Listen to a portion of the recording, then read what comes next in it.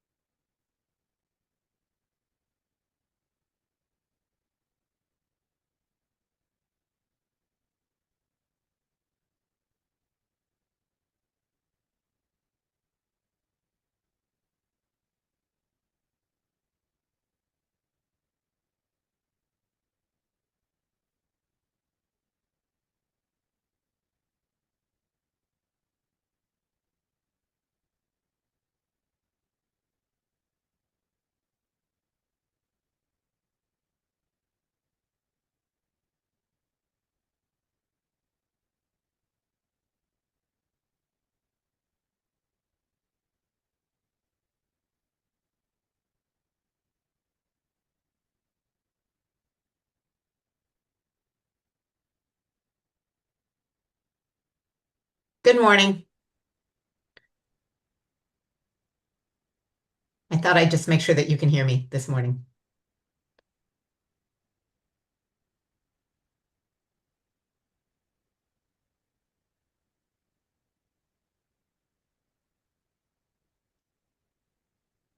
Okay, I guess I will go off camera and hope for the best.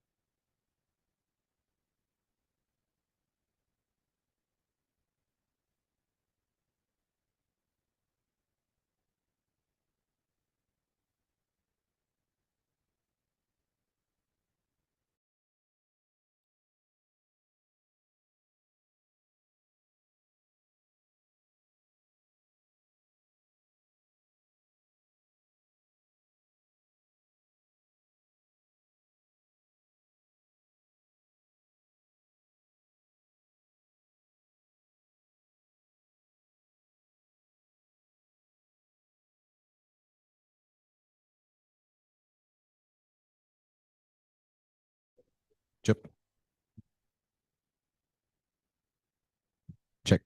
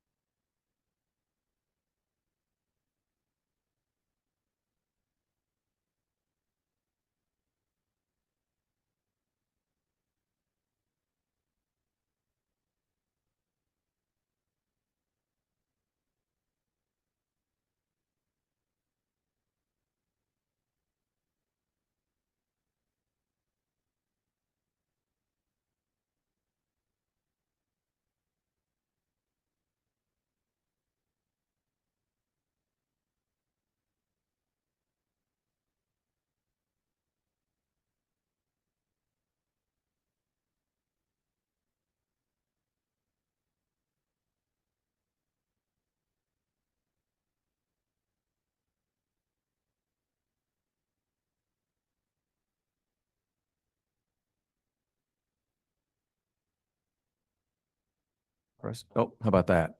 Okay, press the button. All right, well, good afternoon, everybody. Oh, come on, y'all can do better than that. Good afternoon, everybody. Hey, thank you. Thank you. Much better. Thanks very much. My name is John Kennedy. I'm going to let the other folks introduce themselves in just a minute, but I want to welcome you to the Senate Study Committee on Combating Chronic Absenteeism in our schools. This is our first of several meetings that we're going to have. Got several folks I want to thank who are here, but I want to begin, if I may, by having a special thank you to Mercer for agreeing to host us here in the President's Dining Room. And I want to thank Hugh Sosby, who most everybody knows. Hugh's in the back of the room. And our Provost and Executive Vice President, Penny Elkins. Ms. Elkins, would you like to give us a word of welcome as we are enjoying your campus?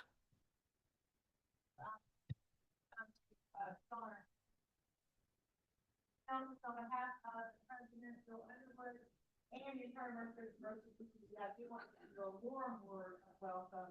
I have not told Senator Kennedy, my senator, by the way, about this very passionate connection I have to this Senate study committee on combating chronic absenteeism. This is a personal point of privilege. I'll take 30 seconds. I've been a lifelong educator. I've been at Mercer 25 years. Before Mercer, I was a K-12 educator and was a principal of a school that we saw, this is almost 30 years ago, chronic absenteeism. So it is, thank you. Thank you, Senator Kennedy, for bringing this to the forefront.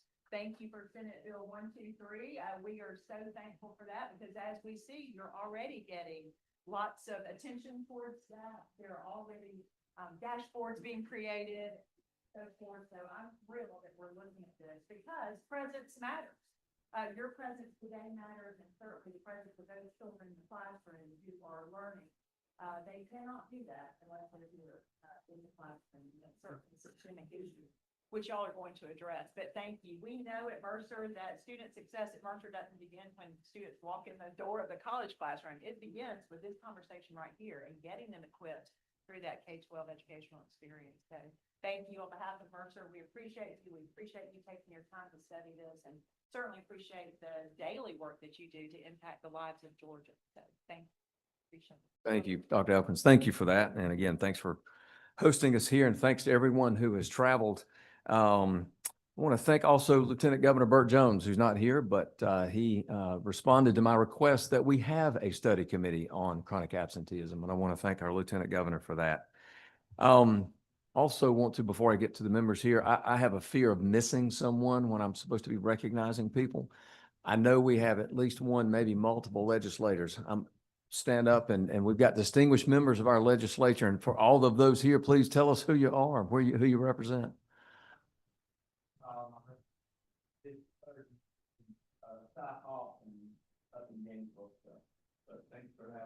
Representative, thank you for being here. You may get the Drove the Furthest Award. We'll see. Oh, okay. All right. Now the truth comes out. Yeah. All right. Anybody, do we have any other members of the legislature here? Oh, yeah. Oh my gosh. Yes. I'm sorry. Yes.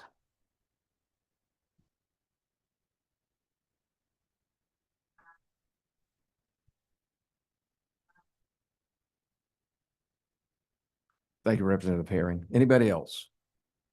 Okay. Let me ask, now I'm going to ask our distinguished members of this committee to introduce themselves to you. Senator Kemp, I'll start with you, please. There we go. Good afternoon, everyone, and thank you, Pro Tem. Can I still say that? Sure, I'll respond to that. Yes, sir. Thank you so much for bringing this topic. It's critically important. I'm Senator Rashawn Kemp, represent Senate District 38, which is in Fulton County. And so it goes from Sandy Springs in Atlanta all the way down to Fairburn and Union City. And much like Penny, I'm a former high school principal. So this topic is critically important to me, and I know how it is impacting so much of the results that we're seeing. So very excited to tackle this issue. Good afternoon, everyone. My name is Clint Dixon. I'm a state senator, represent the 45th Senate District, which has got portions of Gwinnett and Barrow County in it. Former education chairman, and understand this is a major issue in our K through 12. And if the students, if they're not present, not there to learn the material and take the test, the success is not going to be, achieved. So this is an issue that we've got to tackle here in our state, and grateful, Mr. Pro Tem, for bringing this forward. Good afternoon. I am State Senator Freddie Powell Sims from District 12, representing District 12 from all the way down in Southwest Georgia. I represent 13 counties, most of them very rural and very poor, extremely challenged. I am a retired educator as well. I was a middle school principal, and middle school folk deserve what do we call it? Battle pay, battle stuff. Combat pay. Combat pay, Yeah. because it is very much a challenge to those of us that are in the educational arena. Education is a passion of mine because it is the great equalizer for everybody, regardless to where you are. And I'm just so thankful to be a part of this committee and to work alongside one of the best senators in the entire Georgia State Senate. So thank you so very much for having us and recognizing that this is very much an issue that we need to take care of immediately. Thank you so very much. I appreciate it. Hey, y'all, and as I'm sitting here, our Lieutenant Governor is calling me right now. So I'm going to not answer his call to address y'all. Don't get me in trouble for that later. Thank y'all for being here. I represent the 48th, which is all of South Forsyth, North Fulton, Northwest Gwinnett, and the density of students in my area, particularly being the father of 3 teen daughters who are all part of the Fulton County school system. Pray for me on that later. Is very near and dear to my heart. So honored to be here, honored to be serving with this amazing panel, and of course our amazing chairman, Senator Kennedy. Thank you. Thank y'all for that and those kind comments. I want to, in case you don't know, I'm John F. Kennedy, and I have the privilege of representing the 18th District in the Georgia Senate, which includes about half of Bibb County, the northern third or so of Houston County, and then all of Monroe, Peach, Crawford, and Upson counties. That's my district. I want to also thank the presenters that are here, and we're going to get to those in a moment. I'm going to make some opening remarks, but I also appreciate the public interest, and I also appreciate the press being here. Let me thank y'all. I know not always are y'all welcomed everywhere, right? You may feel that sometimes, but I promise you, you are welcome, because I and every member of this committee wants to shine a light on this issue so that we can start finding solutions. And you're getting the word out about that and the work of the committee and the work that so many others you're going to hear from who are working to resolve this is important. So thank you for that. I also want to thank my staff, and I'm not going to call them by name because I surely will miss somebody, but my staff, the folks in the Pro Tem's office, have done an incredible job in working to get us to the point where we are today. But I do have to single one out, and that's Kaylee Bell. Kaylee, raise your hand. Kaylee is my policy advisor at the Capitol, and she has done so much of the work that you've seen mature into what ultimately was Senate Bill 123. And also laying the groundwork for the resolution that we proposed and passed that brings us today where we are here for a Senate study committee. Kaylee seized on this issue very quickly, took a keen interest in it, went to seminars, went to various meetings, and checked all resources she could on chronic absenteeism, and has done a lot of work. So Kaylee, thank you for that and the energy that you put into that. Let me make one more comment about the people that you see that are here, and one of whom is Senator Billy Hickman, who is also a member of this committee, a distinguished senator from the Statesboro area. Billy was supposed to be here today and he had a scheduling conflict. He couldn't get around, and we were hoping he would appear virtually, but he's not able to do that. I don't know if we had a technical issue, but he's not going to be able to join us. But I promise you, he is here in spirit. This is something very not just interesting to him, but it tugs at his heart. And he was the first one to ask me if he could please serve on this committee.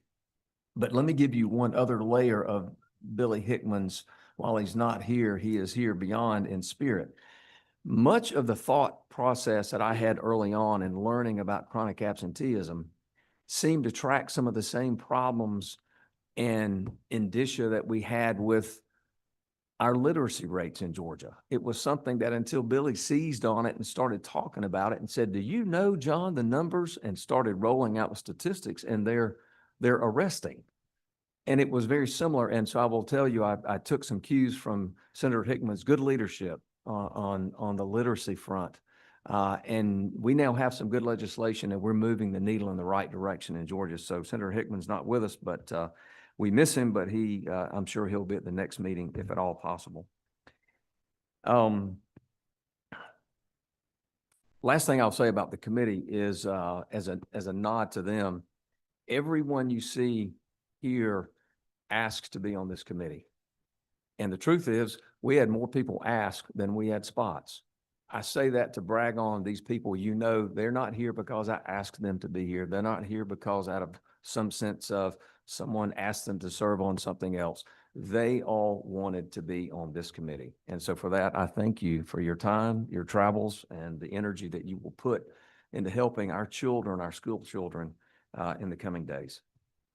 So with that, let me just give some opening remarks, if I may. You know, this marks our first meeting of this Senate Study Committee, and I'm grateful to each of you for taking time to engage on what I believe is going to be one of the most pressing yet overlooked issues facing our schools and, quite frankly, our state. Let's take a minute and explain how we got here. Last summer, I was traveling away in another state for a conference. And on the way out of the hotel, grabbed a newspaper on the way to the airport, read it while I was on the plane. And there was a headline issue that said, chronic absenteeism at critical rates. Well, I have to admit to you, when I first read that, I didn't know I didn't know what they were referring to. So I read the article and was taken aback by the numbers that I saw in that state. And they talked about the concerns of what all comes from that in bad things. Came back to my office, talked to my chief of staff, talked to Kaylee, and I said, do we have a chronic absenteeism problem in Georgia? I mean, I don't hear anybody talking about it. Maybe I'm just the only one in the dark. They looked into it and came back and said, yes, sir, we've got a problem. The numbers are bad. And the numbers that I report when I speak to groups are pre-COVID, it was about 9, and Kaylee, keep me straight on these statistics. It was about 9.5% pre-COVID. As we would all expect, it spiked during COVID and got as high as about 26%. It's come down, but it's still at about 21%. Let me give you a number. That's 360,000 school children in our public school systems in Georgia that are chronically absent, meaning they are missing 18 days or more of the school year. As somebody also said, I think you, Senator Sims, if they're not in the seats and they're not learning, they're not going to learn to read. If they don't learn to read, they're not going to be literate. They're not going to graduate, and they don't have a chance at the Georgia dream and the American dream we want our kids to have. During my time in the Senate, as well as so many of the people that you see on this committee, we have proudly supported legislation to try to make our school systems in Georgia better by fighting for and getting teacher pay increased, by improving school safety and advancing early literacy, as I related a moment ago. You know, we've made meaningful progress, but the reality is last year alone, as I said, 360,000 children were chronically absent. And I think this is a wake-up call for all of us. So here's the bottom line. It really doesn't matter how strong our curriculum is, or how dedicated our wonderful teachers are, or how innovative our reforms are. If the students aren't in the classroom, quite frankly, it doesn't matter. Unlike other education challenges, chronic absenteeism hasn't made the headlines, but I promise you it is a quiet crisis. That's why we introduced Senate Bill 123. It's the first step in what I think is going to be a long-term analysis of the problem and finding what those solutions are. And those solutions begin with the process of this committee. This isn't just about reducing numbers. It's about understanding why students aren't showing up for class. What support are they missing?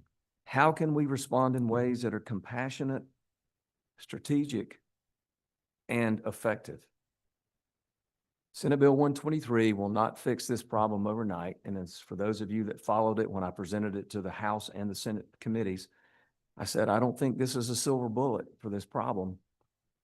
And that's why we need to study it. And that's what brings us here today. We've taken the first step with that, and I'm glad we have, but there's a lot of work to be done. I'm honored to serve as chair of this, and I look forward to working with all of you as we take on this challenge together. For our first meeting, we've started where good policy conversations should start, and that is with the data. We're going to hear from Attendance Works, a national nonprofit leading the charge on combating chronic absenteeism across the country. Then we're going to hear from CSG South, who will share trends and solutions emerging across the Southeast United States. We're also going to hear from some distinguished folks who are going to present findings about the Student Attendance Subcommittee. We're also going to hear from the Georgia Department of Education, who will provide an inside look at the statewide data and current challenges. Finally, we're going to hear from Dr. Dan Sims, our superintendent right here for Bibb County Schools. Superintendent, thank you for being here. We're going to hear about what it looks like and what it looks like in the lives of the teachers and the students, and yes, the families who are a part of this. So with that, I ask you, let's roll up our sleeves. Let's get started. I'm eager to learn from those of you who know so much about this, and this committee wants to know that as well. As our presenters today, I hope begin laying the groundwork and the foundation for meaningful, lasting solutions I hope will come as a product of the work of this committee. So with that, let's get on to our first presenter. Kaylee, do I turn to you? Who should I, Oswald? Okay, great. If they're on, please welcome. Know that you're welcome, and thank you for joining us. Thank you so much, Senator Kennedy. It is such a pleasure to be here and to join you in Georgia. I appreciate being able to come in virtually. Can you hear me? Yes, ma'am, we can hear you. I was just asking them, let's see if we can make your picture larger. So there we go. Thank you. All right. Thank you so much. I want to start by saying that I so appreciate that you are recognizing, and as you said, this pressing but overlooked issue. Unfortunately, it is pressing and overlooked not only in Georgia, but for us as a country as a whole, and arguably the leading issue that we need, because if we can't get kids in school regularly, everything else we want to do in schools isn't going to happen. So I'm going to actually show my slides. Let me make sure. And I'm going to start by just giving you a sense of the national context. So what we know nationally is that chronic absence doubled pretty much from 1 out of 6 to about 1 out of 3 kids by 21-22, the height of where chronic absence reached following the COVID pandemic.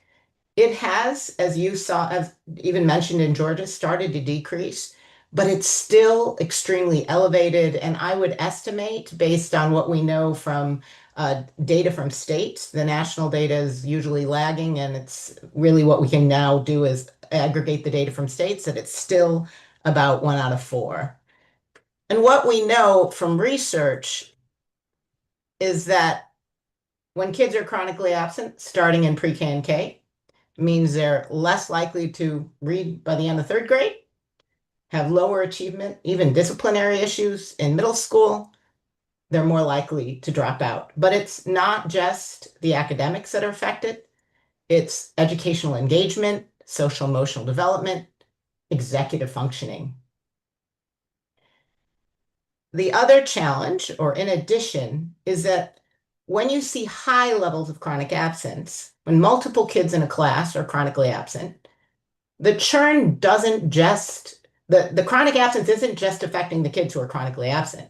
It's affecting the entire classroom because it makes it harder for teachers to teach, set classroom norms, kids get distracted, and in fact, it's setting up the wrong kind of classroom culture. In fact, we've seen that if kids are in a classroom and they're not chronically absent, but they're in a classroom where in the beginning of the year, there are a lot of chronically absent peers, they themselves are more likely to be chronically absent by the end of the year.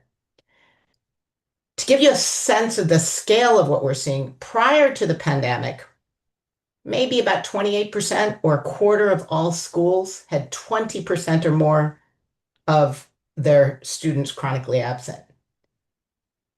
As of 22-23, this is the last time we have national data on this, it was nearly 2/3 of all schools had at least a fifth of their kids chronically absent. And by the way, let me just take a moment to talk about what I mean by chronic absence, in case people haven't heard that term before. Attendance Works will share the credit or blame for having coined this term. Chronic absence is referring to missing 10% or more of the school year. So if it's an 180-day school year, that's 18 days. We advocated for a percentage because we want folks to know and notice when kids are missing 2 days in the first month of school, 4 days in the second month of school, 6 days in the third month. Because if you can notice early which kids or which groups of kids, you can take action before they've missed so much school that it's much more costly or difficult to resolve. And we know that monitoring chronic absence needs to start with our youngest kids. We call this the Nike swoosh of chronic absence. Starts high in the early grades, gets a little better.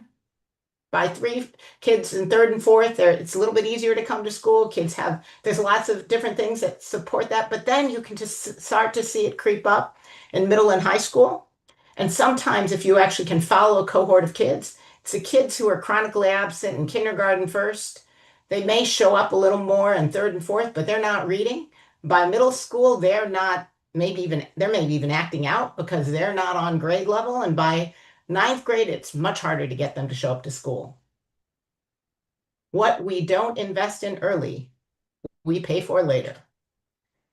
And as you mentioned, Senator Kennedy, the key to this is actually finding out, why are kids missing school? It's not starting with blame or punitive action, because that actually isn't helping us to unpack why kids are missing in school. And if you want to improve things, you got to find out, is it barriers? And particularly our low-income communities, there are multiple barriers. There's lack of access to healthcare, unaffordable transportation. Low-income communities, particularly during COVID, may have faced even higher levels of losing a family member. So kids may even be not going to school because they're trying to work to add to the family income. Is it aversion? We are seeing higher levels of anxiety than ever before. Is it because there's undiagnosed disabilities and kids don't feel they're feeling actually pushed out of school? Are we having bullying and school climate issues? Is it disengagement because they aren't forging those relationships with peers, with adults? I think one of the things that happened during COVID is the relationships between adults and kids, adults and families, kids to kids got broken. And unless you have intentionally built them back, they aren't necessarily coming back. There's going to be new research actually coming out from Chicago, where they actually are seeing that school climate, relationship building, trust between teachers to kids, teachers to parents, peer connections, peers helping each other do homework, actually mattered more post-pandemic than before pandemic to getting kids to school and supporting achievement. And in fact, their research, and it'd be interesting to see if Georgia can do some of the same research, showed that school climate and what happened in school mattered more than the neighborhood from which the kid came. So disengagement is a huge issue, and it only comes back right now when we're intentional. And then there are misconceptions. Oh, my kid can just miss 2 days and they can go online and they'll make up, when that's not the case for most kids. They may think now that any sign of illness means you should stay home from school. And one of the challenges we have, because folks are anxious for lots of reasons, and anxiety is also part of what kids experience. That's been historically, but a certain level of anxiety, it's really important to know that that's part of life, and you still need to go to school and work through that anxiety.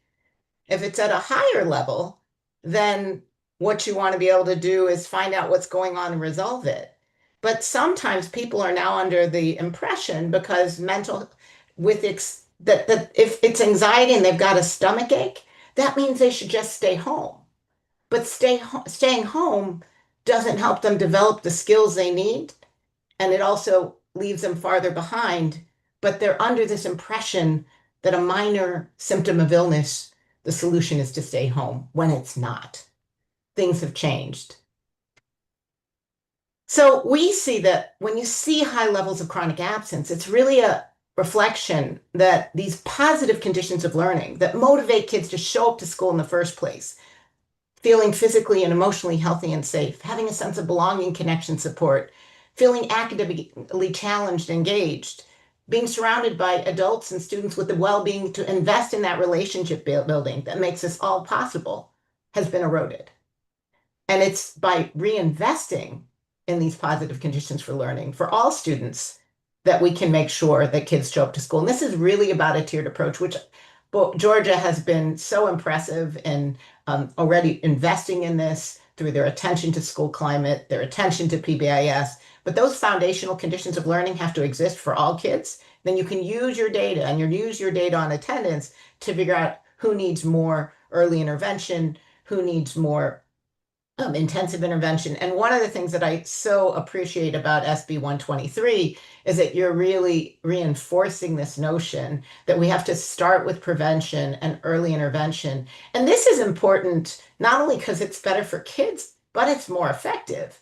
If you take and use courts too early, it's extremely costly, and courts aren't designed to understand, identify, and address the challenges that kids are facing in their schools and communities that may make it difficult to get to school.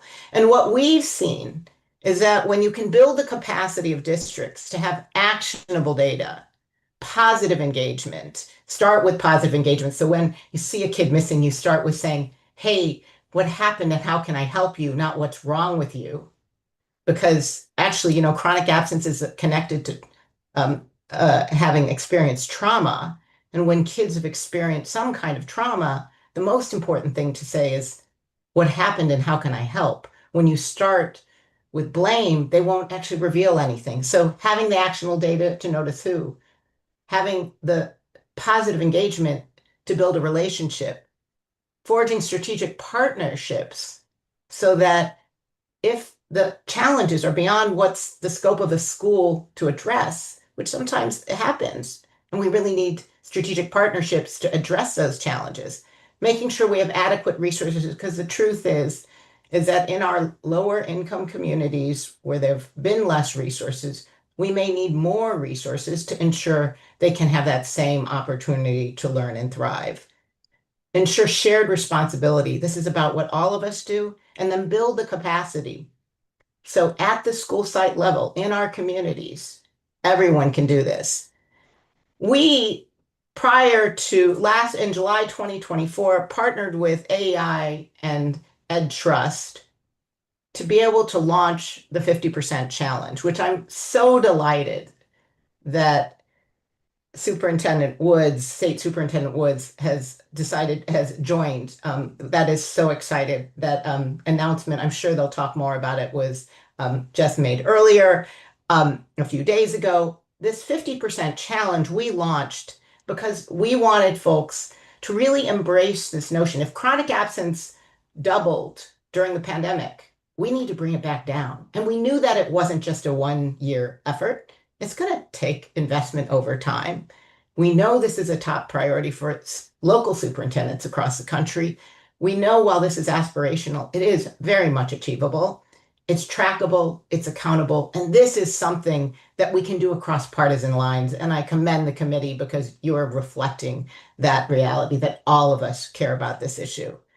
And so these are the states, including Georgia, who've joined us. And what we believe is the states who are part of our 50% challenge can be the proof points to help inspire the rest of the country to show that we can get our kids in school regularly so they can learn, thrive, succeed, so they do well in school and ultimately contribute to a stronger economy. So thank you so much.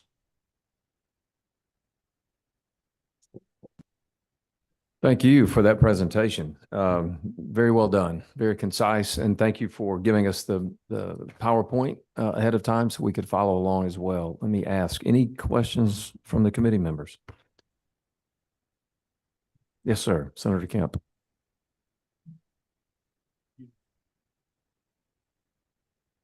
There we go. Thank you so much for this. This is very helpful information. I'm curious to know if through any of these studies, is there any like trends like that school districts and schools could look out for, like a student that tends to miss 3 days in the first month and a half or something is typically the type of student that would be on track to be chronically absent? Are there any trends like you can point to? Absolutely. So first of all, what we know is that there are two big predictors of kids being at risk for chronic absence in a school year. One is that child was chronically absent the prior year. The other is the child is chronically absent in the first month of school. We work also with the Maryland State Department of Education, and they've just rerun an analysis that showed exactly kids missing 3 or more days in the first month of school were much more likely to be chronically absent for the remainder of the school year. Now, you can stop that because, again, if you intervene early. So what we advise folks is to, as they start the school year, you actually, at the local level, want to generate a list of kids. How many kids were chronically absent prior school year? And then watch as what happens in the first school year. And that can allow you to do several things. By the way, one of the things I know is that you don't want to, because you want to start with positive engagement, you use that data to identify who do you want to do deeper outreach and support for.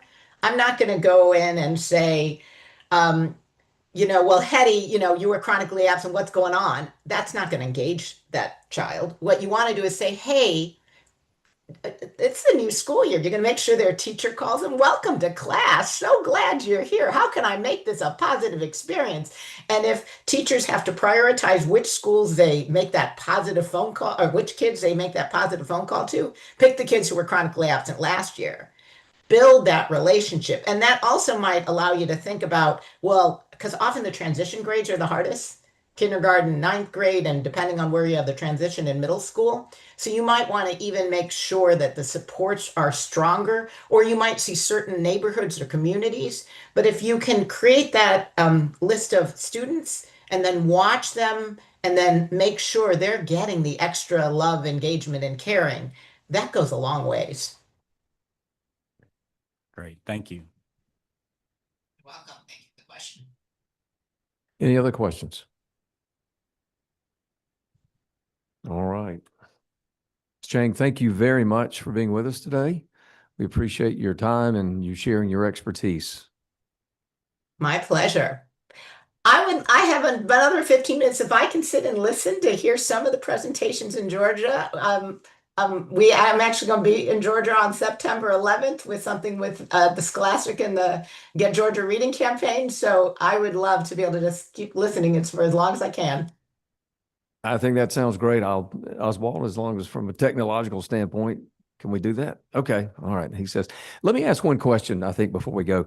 In your work, is there one item that you can identify where other systems, other professionals have tried to deal with chronic absenteeism and it was something that was extremely innovative and thought to be maybe even a little edgy, but somehow was successful on some level? Is there anything like what I just described that you'd like to share with us? What I would offer is I think we really have to think about our strategic partnerships with health providers. Those are both health providers that are within schools. Sometimes we have attendance committees, but they don't have the school nurse on it, even though there's a school nurse. It's also health providers, and we're actually starting to talk with Kaiser Permanente, which I know is also has a presence in Georgia. They've really started to look and think about this issue.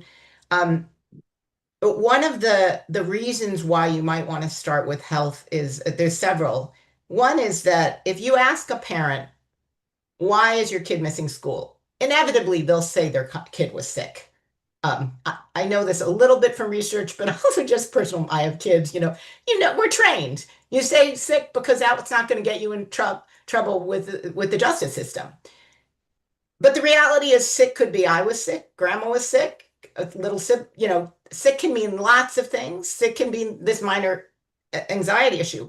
But if you have a school nurse or a health provider calling in, then it's respecting what parents say, it's building a partnership, it doesn't feel punitive, and that if there really are illness issues, they can lack of access to healthcare, they can provide supports, but that person may be extraordinarily well able to talk about, you know what, showing up, maybe your kid is feeling uncomfortable. That's anxiety. You should still get them to school because actually not going to school is going to make things worse.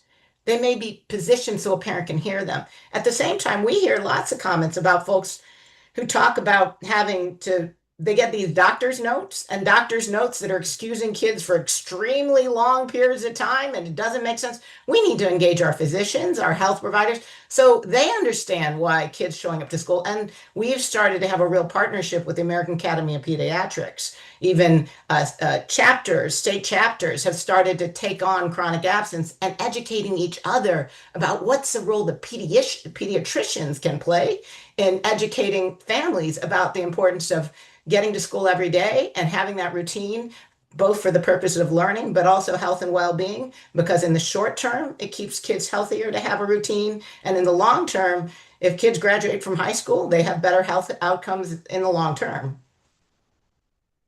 Great. Thank you for that. Senator Sims, did you have a question? I think so. Thank you so very much for your presentation. Really opens up a lot of light on what we're trying to get done here. Well, in the schools in Georgia, I know in a lot of the districts, we have what we call parent facilitators or parent coordinators. And these individuals are tasked with going into the communities, working with parents, with these kinds of issues. Do you think, and I'm listening to the medical provider, because we don't always have the clinics or the medical facilities within the schools. If we were to provide the schools with a person with that kind of background, and I know we have school counselors and they're supposed to be educated or have the skill set to work with students, but we're missing something because it has to be something that we recognize within the first 2, 3, or 4 absences. And do you think that we have or should have different personnel on the school grounds to take care of this? So I actually think you want to make sure that people in schools are assessing who's already on the ground and what they need. And what additional, so first of all, parent engagement is absolutely critical. Some of that is group parent engagement, some of that is more individualized. There is a study from Illinois that showed that schools at higher levels of parent engagement, that's both about creating a welcoming space for families, but also involving families in decision making. That's something that also Kansas found. Those had association with better attendance, lower chronic absence. Okay. What I worry though is that I'm not totally sure on this. I don't know Georgia that well, but most of the places I've ever worked, we operate in silos. There's health, there's attendance, there's family engagement. They all sit there, but they're not looking at the day together and figuring out how they work together around resources. I think you have to do that first and map out your resources and then see where the gaps are. Now, there is also one other thing I will share that in Connecticut, they created something called the Learner Engagement Attendance Program. It's called LEAP. And they did this during COVID. During COVID, they actually had a really strict definition of what meant to show up to school in virtual. So they noticed very early that they had a challenge during COVID of chronic absence when most places didn't, because we allowed too many things to count as showing up to school. They then instituted in 20, it was actually spring 2021. We worked together with them to create this learner engagement program, which is starting by, it's a multiple site visit. And the start is that with the families who are starting to be chronically absent, in the summer, you reached out to them and say, hey, Mary, did you know about the summer learning program? Hey, come back. Did you know who your teacher is? Or do you feel comfortable? Hey, do you know are there any issues? And through that, they were actually, and they used their data to figure out which districts had the most low income kids, had the highest chronic absence, and then they targeted extra resources to allow them to add more LEAP home visitors. And the LEAP home visitors could be either teachers or extra staff. And that program improved attendance by 15 percentage points. So they had a huge difference. State has now, the COVID relief dollars that funded are gone. Connecticut is now investing in the resources to keep it up. But I will also say that Connecticut already had legislation that required the creation of an attendance team and an attendance plan at the school level. So that extra support is being added to an existing support system of tiered supports. So you can't just add one thing without it being part of the local system, if you will. Mhm. Thank you so much. Thank you. All right. Thanks again for joining us, and feel free to stay with us. All right. Next, we're going to move on to our next presenter, the Georgia Department of Education. Superintendent, thank you, sir, for being with us. I think the podium there. Yes, sir.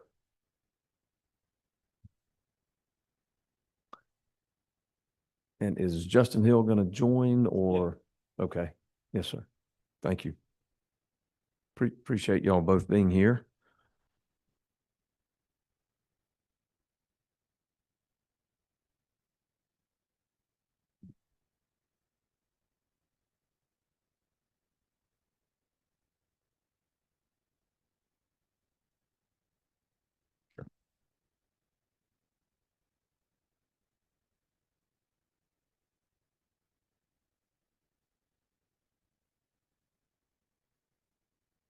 Kind of while we're getting this set up, we'll go ahead and with my remarks. Justin's really the star of the show with this. But again, Senator Kennedy, appreciate your initiative with this. Again, this is something we have not been asleep at the wheel. We've been working on this well over a year, and I know we've been collaborating with looking at chronic absenteeism. And definitely since COVID and some of the things that have spilled over with that. But I think as said, and what we've heard, if our kids are not in school, they can't learn. And and it just spills over. It starts a trend that is not very good. Being an individual that worked on our attendance committee when I was down in Irwin County, I understand the importance with that. But I think it is trying to change that mindset about how we address chronic absenteeism. In many ways, we started off using the hammer and the consequence, which definitely did not work. But at the end of the day, we're talking about building relationships, building positive relationships, trying to find out, the root cause behind what's going on. Because again, we don't want to just mask the symptom, but we have to address the real root of the problem. And I think as we continue to move forward, that is our pledge to look at this. Georgia looks a little bit different. Each district is a little bit different. The challenges are a little bit different, but we still have kids. And I think one of the things we can say is just building positive relationships with our kids, our families, day in and day out, is really the first place we need to start. For us at the Department of Education, how can we support our local districts? And that is providing you with good, solid, accurate data. Something that is usable.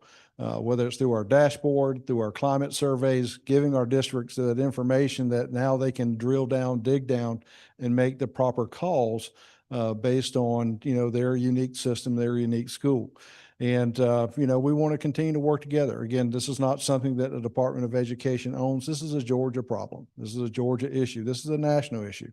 And so we have, committed working with our national partners to say, hey, we're going to, work to reduce our chronic absenteeism, in 5 years by, 50%. I would say that's just a start. Okay. That's a baseline. For me, I want more. That's like I said, I think that we can look 75%, in 5 years. We want to continue to push, but it is making sure that once we finish that the systems are in place, that it's not just a pendulum that swings back and forth, that this is an issue that once we address it, we continue to hit it and hit it hard. And, I'm committed to make sure that we work together to come up with a solution, how we can best serve, our districts and schools across the state. I think looking at individuals across the state and saying what is working. And we do have some good stories that I think we can tell with that. And I think Justin will be doing that. But I'm not going to take any more time, with this. Justin Hill is our Deputy Superintendent of Whole Child. And to be honest, that institution and that part of our DOE team was created with this in mind, addressing the needs of the whole child, and chronic absenteeism is a part of that, meeting those basic needs for our kids. Because at the end of the day, when they wake up, whatever school day it is, I don't want any child to think, I can come to school, I might go to school, but I want them to really wake up and say, I'm going to school. That is the attitude we want to have. And we want to have that to our parents. And I would say it doesn't start with K-12. Pre-K needs to be a part of this as well.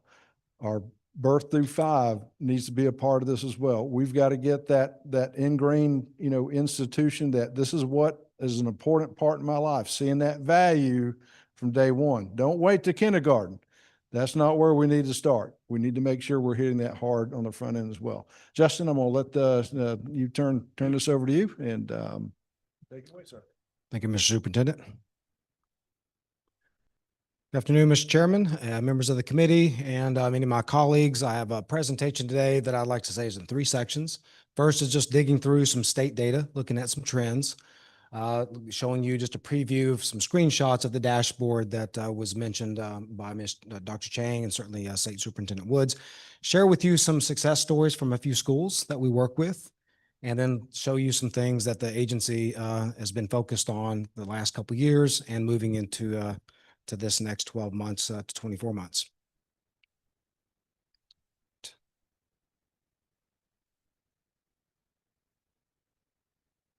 There we go.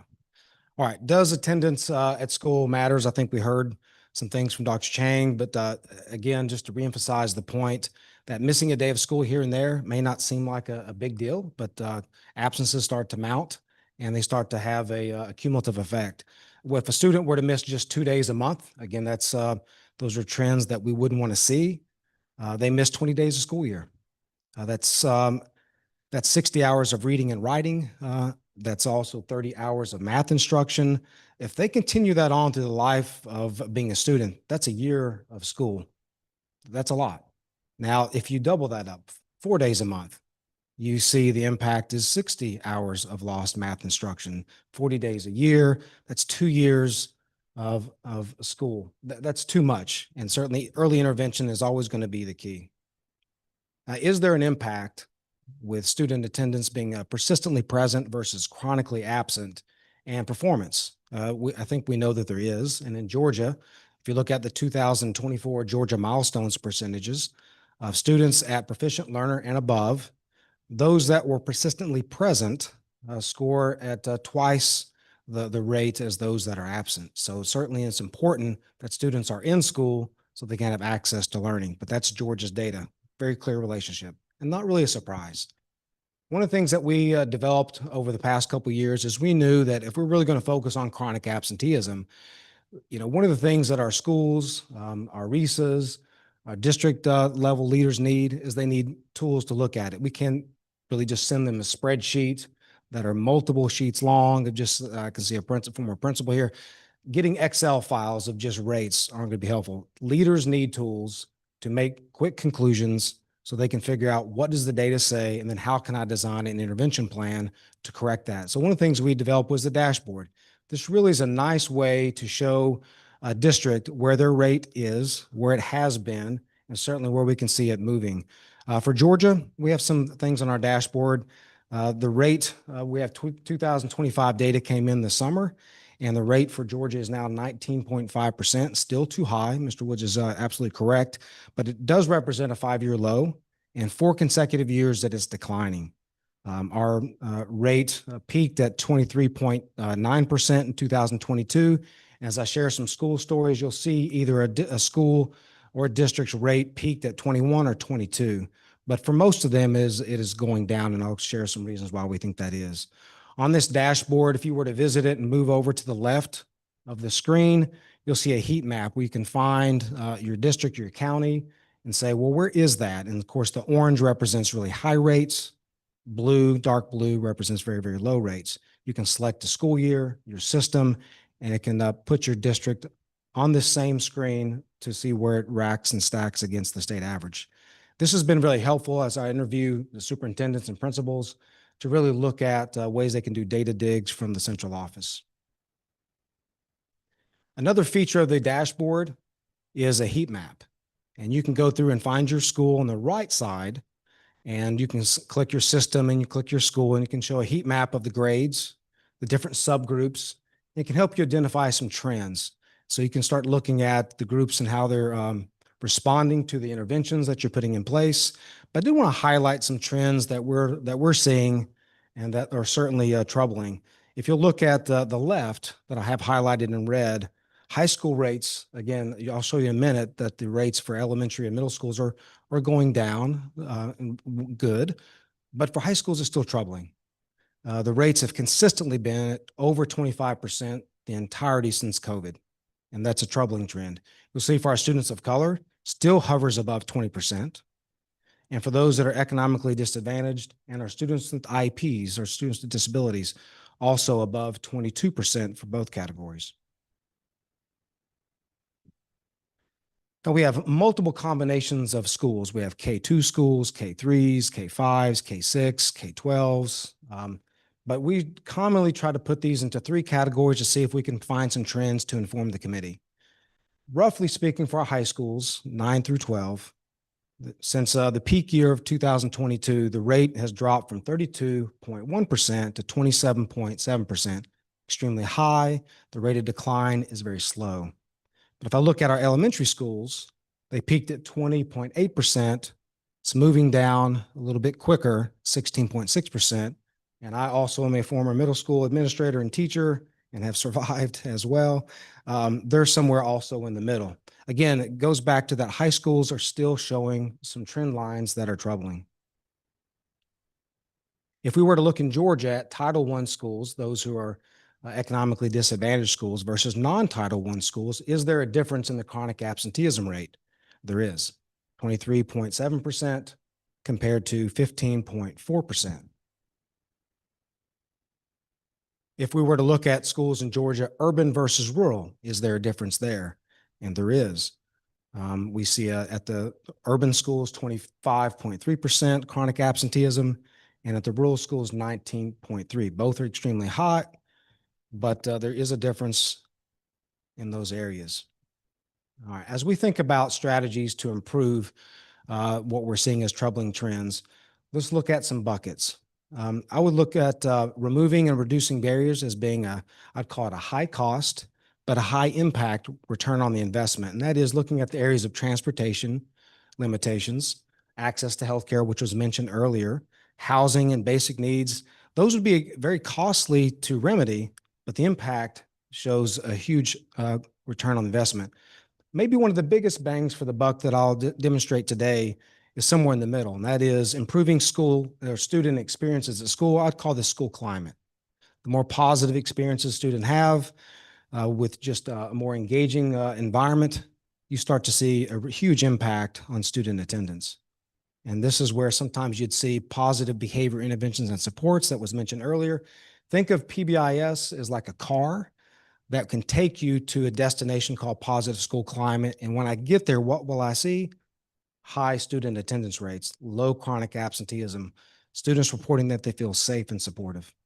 If you're going to do this, again, I think you need to have a tiered approach. I know Dr. Chang and Attendance Works, we work with them and they work with the National Technical Assistance Center on PBIS. And they would say, focus on prevention, early prevention, use data, use it early, identify trends at that early stage, and start to make those interventions. Don't wait till it's too long. Also look at your policies and your procedures, making sure that they are designed to support students. A conceptual framework to really look at the way that we want to put our strategies as we think about the schools that I tell you here in a second is really look at them as high impact, high cost, medium impact, medium cost, and then those that are low impact and also low cost. Nudging and bugging parents, please come to school. Please, you're missing school. We definitely want to have communication strategies to that effect, but it's not showing a huge return on the investment of just hanging up posters in the hallways and reminding them parent nights. What is showing to be the most cost effective is improving your school climate, making students really want to go to school and have a good experience there. Those that really do show an impact, though, is really removing those barriers that have been mentioned earlier. Those are costly, but the impact is certainly noticed. I'm going to spotlight a few places that I've interviewed some folks, and let's start up in Northwest Georgia. Interviewed Superintendent Dr. Michelle Healy, and we were just talking about school safety. Then we were talking about the dashboard. And I was like, I was looking at your safety plan, but I was also looking at your chronic absenteeism. I said, Dr. Healy, it's just been 1 year, but your rate has dropped from 42.2% all the way to 17.8%. That's phenomenal. And the rate, in fact, has dropped for all 5 of your schools. Can you share with me some stories about how you did this? And these are some of the things that they did in that very small district. One, they hired a part-time principal that knew the community at 49%. This came from their general funds. This was costly and had to convince the board. And this person reinvented the job of what used to be called a truancy officer. So instead of doing court cases to go to juvenile court, focused on home visits, retail politics. We really missed you being at school. How can I help your student come to school more often? Proactive phone calls. Instead of gotcha robocalls, personal phone calls. Assigned a point person to work with the central office at all 5 schools to have a coordinated effort. Use the data. The leadership retreat, I see there's a lot of my colleagues in the room. Leadership retreats with your superintendent. Now there's a dashboard that they can run multiple copies. This is what your data says about your school. What can we do about this together? The dashboard has really sped up the decision-making. Monday makeup, they're a very unique district. They have Tuesday through Friday schools. They turned Monday into in-person makeups. Flexible transportation options, and also renewed focus on safety. Those are some of the things. That interview with Dr. Healy prompted our staff to start digging through and saying, of the PBIS, MTSS schools that are working with our office, the schools that have reduced their chronic absenteeism to 15%, let's interview some principals. What are you putting in place? And what you're going to find, I think, are some interesting things. As I show you the school profile, you'll see 2 things. And as a reminder, you'll see their star climate rating. And when you see the star climate, the 5-star means an excellent school climate, a 4-star above average, 3 average, and 2 and 1 star is really below satisfactory. You'll also see on their profile of the following schools, their PBIS recognition level. This means they're really dedicated in a really precise way to improving their climate through the positive behavior interventions and supports framework. You'll see emerging, operational, and distinguished. And operational distinguished means they put all the pieces in place and have done so for multiple years. So let's start with an example, Glenn County Academy High School. This is their school profile. I want you to look at where they were in 2022, 32% chronic absenteeism rate. After 2025, 13.8%. How did they do this? Here's a few unique things from this school principal. One, I have a high school daughter still in school, and so I know that the first one is a huge motivating factor. Allowed final exam exemptions for students who are in good standing in each semester by having 5, not perfect attendance, but 5 or fewer absences, having no behavioral referrals, and they're passing their classes. That was a motivating factor. They looked at their data with the dashboard and said, let's hire a bilingual paraprofessional. Let's have someone that can make these personal phone calls in the language of the students. And the chronic absenteeism rate for Hispanic students dropped from 20% to 14.9%. That contributed mightily to the reductions overall. A unique factor I thought was fascinating was utilize teachers who wanted to be an administrator. They called these administrative interns. And they had these teachers teach 2 blocks. Someone else was teaching with substitutes in a variety of different ways. And these new admin interns started calling people that were missing, positive phone calls. We missed you today. Again, flipping the switch from taking a truancy approach to you're missing all the great things that are happening at school. This freed up the assistant principals to focus on more instructional things, improving the instructional environment. The academic impact, the CCRPI scores for this school from 23 to 24 increased in all areas. Good promising practices. Dodge County Middle School, the rate was 20.1% in 22. It is now 8.7%. 75% more in poverty, diverse school, 5 stars in their climate rating, the new climate surveys that Mr. Wood spoke of, good response rates on that, operational PBIS school. They focused on school climate, grade level competitions, because middle schools are different. They're organized like grades 6, 7, and 8. You'll have team A and team B and their teams. And so I said, let's go and have competitions. Our 7th grade team A, we're going to have better attendance than team B. And if we do so, and the students got into that, wanted to come to school to help with their peers, a dynamic that doesn't happen all the time in the elementary school, but begins to happen in the at middle school. And the school said, let's use this to our advantage. Engaging classrooms, they set up Saturday school. Again, that's a high impact, high cost endeavor, but the impact showed that it dropped their chronic absenteeism rate going back 20% to 8.7, more than 50%. Fulton County, Palmetto Elementary School, 2021, the rate was 45.1%. That's a lot of students missing a lot of days of school. Today, or at least last year, 7.6%. 77% poverty rate. You see some of the demographic data. Good school climate, distinguished PBIS school, positive responses on their climate ratings. Really focused on encouraging and having attendances incentives in the classrooms. Teachers had a more proactive approach. Instead of having this just be the guidance counselor at the school, the teachers started making the positive phone calls. Now the guidance counselor did the same thing. Again, I get robocalls if my daughter miss, but a personal phone call makes a difference. Attendance awards, a lot of times we might remember when we were students, we had perfect attendance awards. How many people got the perfect attendance award in this room? There's a couple. I did not. They said more realistic. How about missing less than 3 days? Because we're trying to change the chronic absenteeism rate for the entire school. And then they had some remote options for this school in Fulton County. That's something that they could offer there. Pierce County Midway Elementary School. Again, their rate was always pretty decent, but again, they wanted to cut it. Again, for them, 15.5% was way too high. They're now at 2.8%. Good school climate, diverse student body. Half the students are challenges with poverty. But again, a really good school climate. Let's just focus on, and this will be my last example, what is working. Really focused on relationships. Consistent message to parents about the importance of missing, instead of blaming parents, supporting parents. Personal calls, again, there's a constant theme throughout these stories, a personal touch, personal calls, personal visits, encouraging language, and then removing barriers.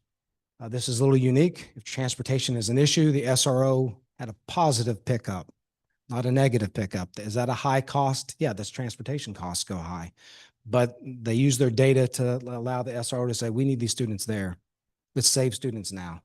This is a cost we'll take on. All right. Those are some things the schools. We're continuing this project with interviewing principals. This is just a snapshot. This is ongoing for the next 3 months, as we want to not bug too many principals as they get their schools ready, but we have more to share, and we'll be sharing those in our bulletins. So what's the department doing to address this strategically? It was alluded to earlier. We had a partnership with Attendance Works that's ongoing, but we hosted the attendance seminar. I know that Senator Kinney was able to send some staff members. The governor did. And we hosted that last December, to really have a all of government kind of approach of like, let's raise our collective awareness of the issue. And it was a good day to talk about things and come to conclusions that there's no single silver bullet, but there are multiple things that we can do collectively together. And we'll have another summit at the end of this year as well as a follow-up. We revamped our climate surveys to give more actionable data. In other words, we asked students, why do you miss school? And they told us why. Mostly it's they're sick. Mostly they're going to doctor's appointments or weather related. But one of the other top reasons that they miss school is their families schedule vacations during the school year. And that's one of the top reasons they're missing school. At least that's number 5. Another one for high school students is that they're tired, and middle school students that they're bored. These are things that we want to give data to principals to say, what can we do to counteract that? We also did a public service announcement with Georgia Public Broadcasting. It's less than a minute, and it's a really commercial that is one of those nudging things, but it also gives districts something to hang on their webpage if they don't have the ability to design a commercial and use for parent nights of why we should do this. And we filmed this at Clayton County at the MD Roberts Middle School. We applied for a grant with the United States Department of Education. We were awarded $500,000 for 3 years. It enables us to really invest with the Carl Vinson Institute to help us develop the resources and focus group activities. It furthers our relationship with Attendance Works, and it helps us really just build our capacity to do this for the next 3 years. Our fall webinar series, we did this last year. We continue this. In fact, yesterday we kicked off the year with a webinar with school leaders. We had 500 people register, 400 live attendees. Schools and districts are thirsty for help solving this problem. We have in October coming back down to Macon. We have a technical assistance seminar all day long, high need schools and districts coming to this event to get hands-on technical assistance on how to improve this. So at the agency, you can see this is a huge priority. And then lastly, we have our follow-up attendance summit. The invitations, I think the email went out today, and look forward to having this. Last year we were at the Microsoft Center. This year we're going to be at the Twin Towers. A little bit easier for our lawmakers and partners to just walk to the towers without parking difficulties. Okay, how can sometimes we're asked, how can you help, or what kind of help could we use with? And I would say that really working with the agency ongoing is to help us to brainstorm more ways in which we can combat chronic absenteeism. I think working with us that we can identify further funding streams that can meet state and district needs, more collaboration to build more resources to help our districts, because this is just scratching the surface. And if we're going to cut it by 50% in less than 5 years, it's definitely going to be all hands on deck for many years to come. So with that being said, any questions that the committee has, I'd love to entertain them now. Senator Still, please. Thank you, Mr. Chairman. Justin, good to see you. Thanks for being here. Yes, sir. What state would you say is addressing this best, and what above and beyond what we've already discussed so far, what do you think we could be doing to emulate those best practices? Well, we were, if Ms. Chang is still on the call, I know that we asked her the same question. What states are doing this really well? I think even Ms. Bell and I, we were chatting, and she was doing research and sharing during the summit. I think we came up with Maine being a state that was doing this really, really well. I think we saw some pockets in Ohio, and I don't know if it was Virginia, but I know that Maine and Ohio stick out as 2 states that were doing a good job. Other questions from the committee? Yes, ma'am. Senator Sims. For your presentation. Yes, ma'am. Have you thought about peer-to-peer workshops, working with parents, listening to other parents talk about their reasons for the children not getting to school on time? Because a lot of times it's not just that, it's tardiness too. And the kid still misses a lot of class time. But have you thought about using peer-to-peer rather than those of us that are more sophisticated in what needs to be, that we have the knowledge already there, but just ask the parents, talk to them? That's a great point. I really appreciate the question. One of the things that the grant that I referred to with U.S. Department of Ed has allowed us to do, it's given us the capacity to actually form those focus groups so Carl Vinson can help us bring parents, go to parents, and really get those focus groups and collect that information to help us make better resources and better outreach efforts. So that's already happening organically at some of the districts. I think Okay. Cook County does a good job of parent outreach, but this will help us understand how to do that more on a statewide basis. Because parents tend to trust each other a lot more sometimes than they do the school systems or the experts. So, And they use language that will be a little bit more user-friendly, so to speak. yes, yes. Thank you. Yes, ma'am. Any other questions? Mr. Hill, thank you for that presentation. And I want to, and Superintendent Woods, thank you, sir, for being here. It's also good to see and good for us to know of your efforts and leadership on this issue of what you've already got underway, trying to address this. And so I think that's, for me, it's very informative, but it's also very helpful for us to know that the good work and leadership and resources that are being devoted to this already, so we can figure out how that is a part of the bigger picture. So thank you for that. Thank you, Senator. And certainly Senate Bill 123 has helped further this along. I can't wait to see what the data leads us the next couple of years, because I know it's going to continue to go down. Thank you.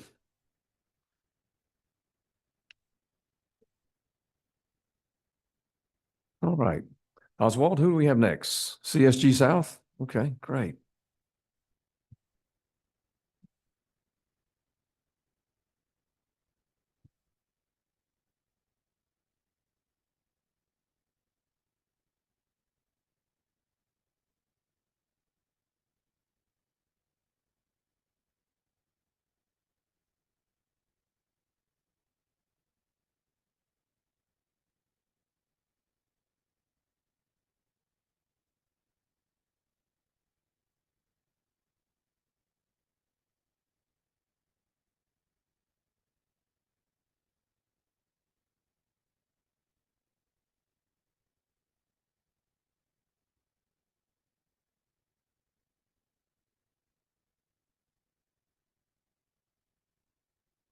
Yes, sir. The floor is yours. Thank you, Mr. Chairman. Thanks for having me. My name is Dr. Tyler Reinagel. I am the Director of Policy and Research for the Council of State Governments, or CSG Southern Region. For those of you who may not be familiar,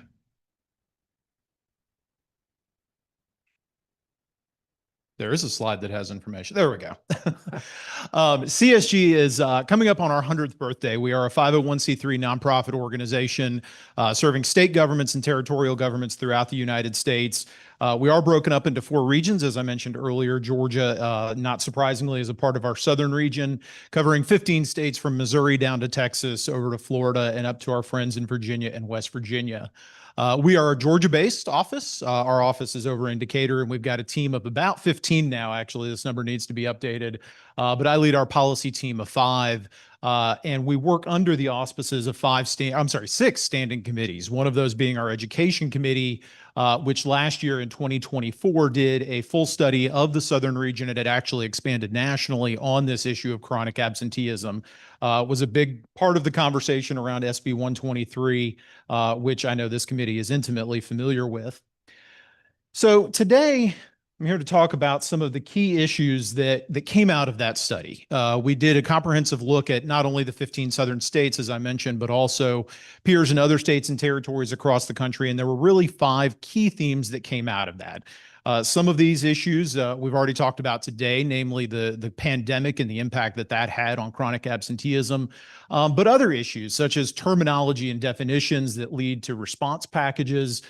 We also have challenges with data, challenges with state responses and proactive versus reactive responses. And we're going to get into those. And Senator, still to your question about other states, we're going to talk about some not only here in the South, but also some that have really been standard bearers outside of our region. So Superintendent Woods, alluded to the impact that the COVID pandemic had on chronic absenteeism here in Georgia. And we saw that play out in the data from the Department of Ed and districts across the state. And here's how it looks across the southern region. The numbers that you see here, these are pandemic effects that we saw from the 2018-2019 academic year, so full academic year pre-pandemic. And then these numbers are reflective of the 2022-2023 academic year. I want to point out that that is a little bit dated information, but that's one of the key challenges that we've really seen across the South is the availability of timely data. Still to this day, not all 15 states in the region have reported full attendance data and chronic absenteeism rates for the academic year that ended in 2024. Without that timely data, it's really impossible to respond in a timely way that gets those students back in the classroom. So access to timely and accurate data is one of the bigger challenges that we'll talk a little bit about later on in this presentation. As you see here, Georgia, when it comes to our southern peers, is fairly middle of the road. When we look at the COVID pandemic effects on chronic absenteeism in the region, the South as a whole was at about 9.5% increase over those pre-pandemic numbers. For Georgia, that brought us up to about just shy of 23% at its peak. As we've heard from some of the other presenters, that number has come down a little bit, but at its peak, we were up 9.9% over pre-pandemic numbers. Our colleagues in Texas, Kentucky, South Carolina, Florida, and some others saw double-digit increases. And as you'll see on the next slide, they were already high to start with. So it is a much more pronounced problem in some of our other southern states, but certainly not one with Georgia at this 9.9% increase from pre to post-pandemic, not one that can be belittled or demeaned. So what were those overall rates? When we look at that 2022-2023 academic year that I mentioned, these were the overall chronic absenteeism rates that we saw across the South. Florida at the top of that list at 31.4%, Kentucky at 28%. Georgia did not crack this top six list. As I mentioned, our peak chronic absenteeism as a state was at 22.9%, and that was in that academic year. It has since subsided a little bit. But these are the five key focus areas that I mentioned from the outset. We need to digest, we need to understand the pandemic effect and what happened as a result of students being out of the physical classroom for as long as they were, and the struggles to get them physically back in the classroom. Second, understanding the distinction between truancy and chronic absence. This is one, it's a term that was frequently used synonymously as we were doing studies of states throughout the region, really across the United States. And what we were finding in conversations with folks around the country and around our region was that using these terms synonymously is really kind of an egregious error. We need to back away from that. We need to understand that there's a distinction between these two, and the response to chronic absenteeism versus the response to truancy need to look very different. And I'll talk a little bit more in detail about that coming up. Also, a policy shift from punishment to support. Making sure that chronic absenteeism in particular is not treated with punitive responses, but rather constructive responses, and to the greatest extent possible, and we'll get into the data discussion as well, having the timely data to be proactive in those responses rather than reactive in those responses. And there are some states in our region that have had a lot of success with that. As a region, one of the things that came out of this study was that we really struggle with the team-based and community responses. I know when we heard from the presenter from Attendance Works, one of the things that she mentioned was the silos, and that is a problem that is very pronounced really across the entire southern region. I do have a few examples of states outside of the South that have been successful in really integrating those community resources and responding in a more constructive way, and certainly an area where we as both a state and a region can take some lessons from our peers in much colder climates. And then lastly, the real-time data for decision-making. This is really the driver and kind of the underlying theme. None of these actions can take place unless we've got timely and accurate data on students that aren't in the classroom. We can't respond if we don't know and we're not tracking the fact that this is a challenge. This is an obstacle for these students.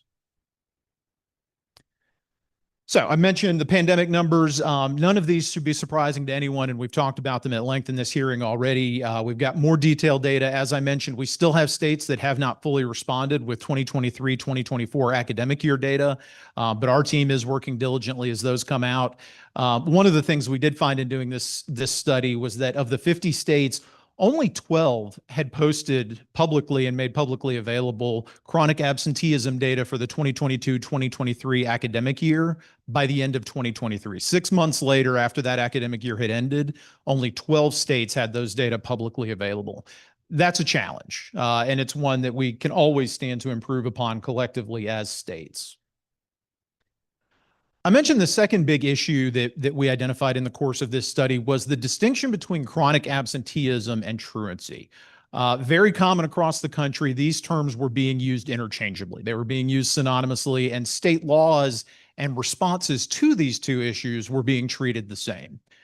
Chronic absenteeism involves all absences, whether excused or not. So if a child, God forbid, has cancer and has to go in for treatment and misses prolonged periods of school, that's treated as chronic absenteeism, certainly through no fault of the child, and something that they need to prioritize and make sure that their parents are prioritizing for their treatment, but it's still chronic absenteeism.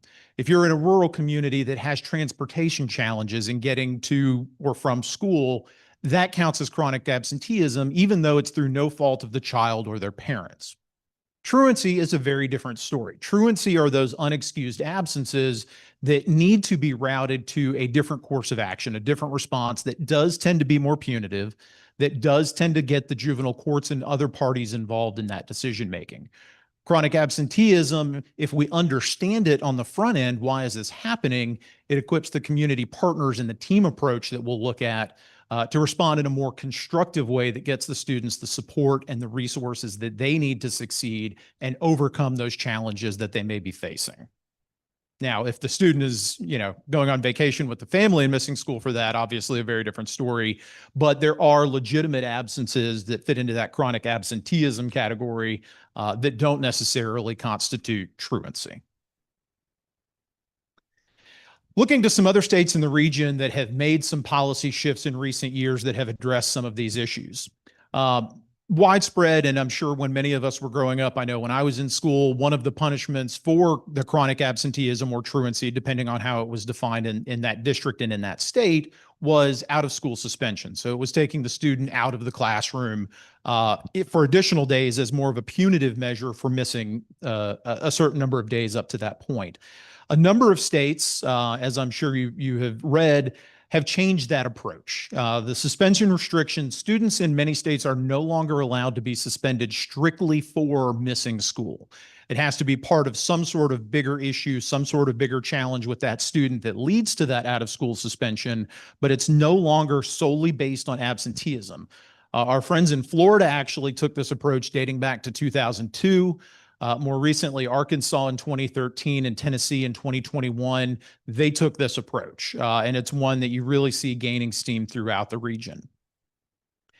Tennessee, in that same bill that they adopted in 2021, mandated that schools assess and intervene in a proactive way with students to offer counseling and community services to those at-risk students. One of the areas Tennessee really doubled down in this legislation was that real-time data, being able to identify when a student is hitting that 5 to 7 absence threshold over the course of a school year, and working with those community partners to intervene, provide the services that are needed, understand why that student is absent, and make sure that you've got the right folks in the room to help address that, whether that be healthcare, transportation, family challenges, whatever the case may be, working to understand that, but having the timely data to inform that decision-making process. And then lastly, also from the South, our friends in Arkansas require schools to provide an alternative learning option when students are suspended.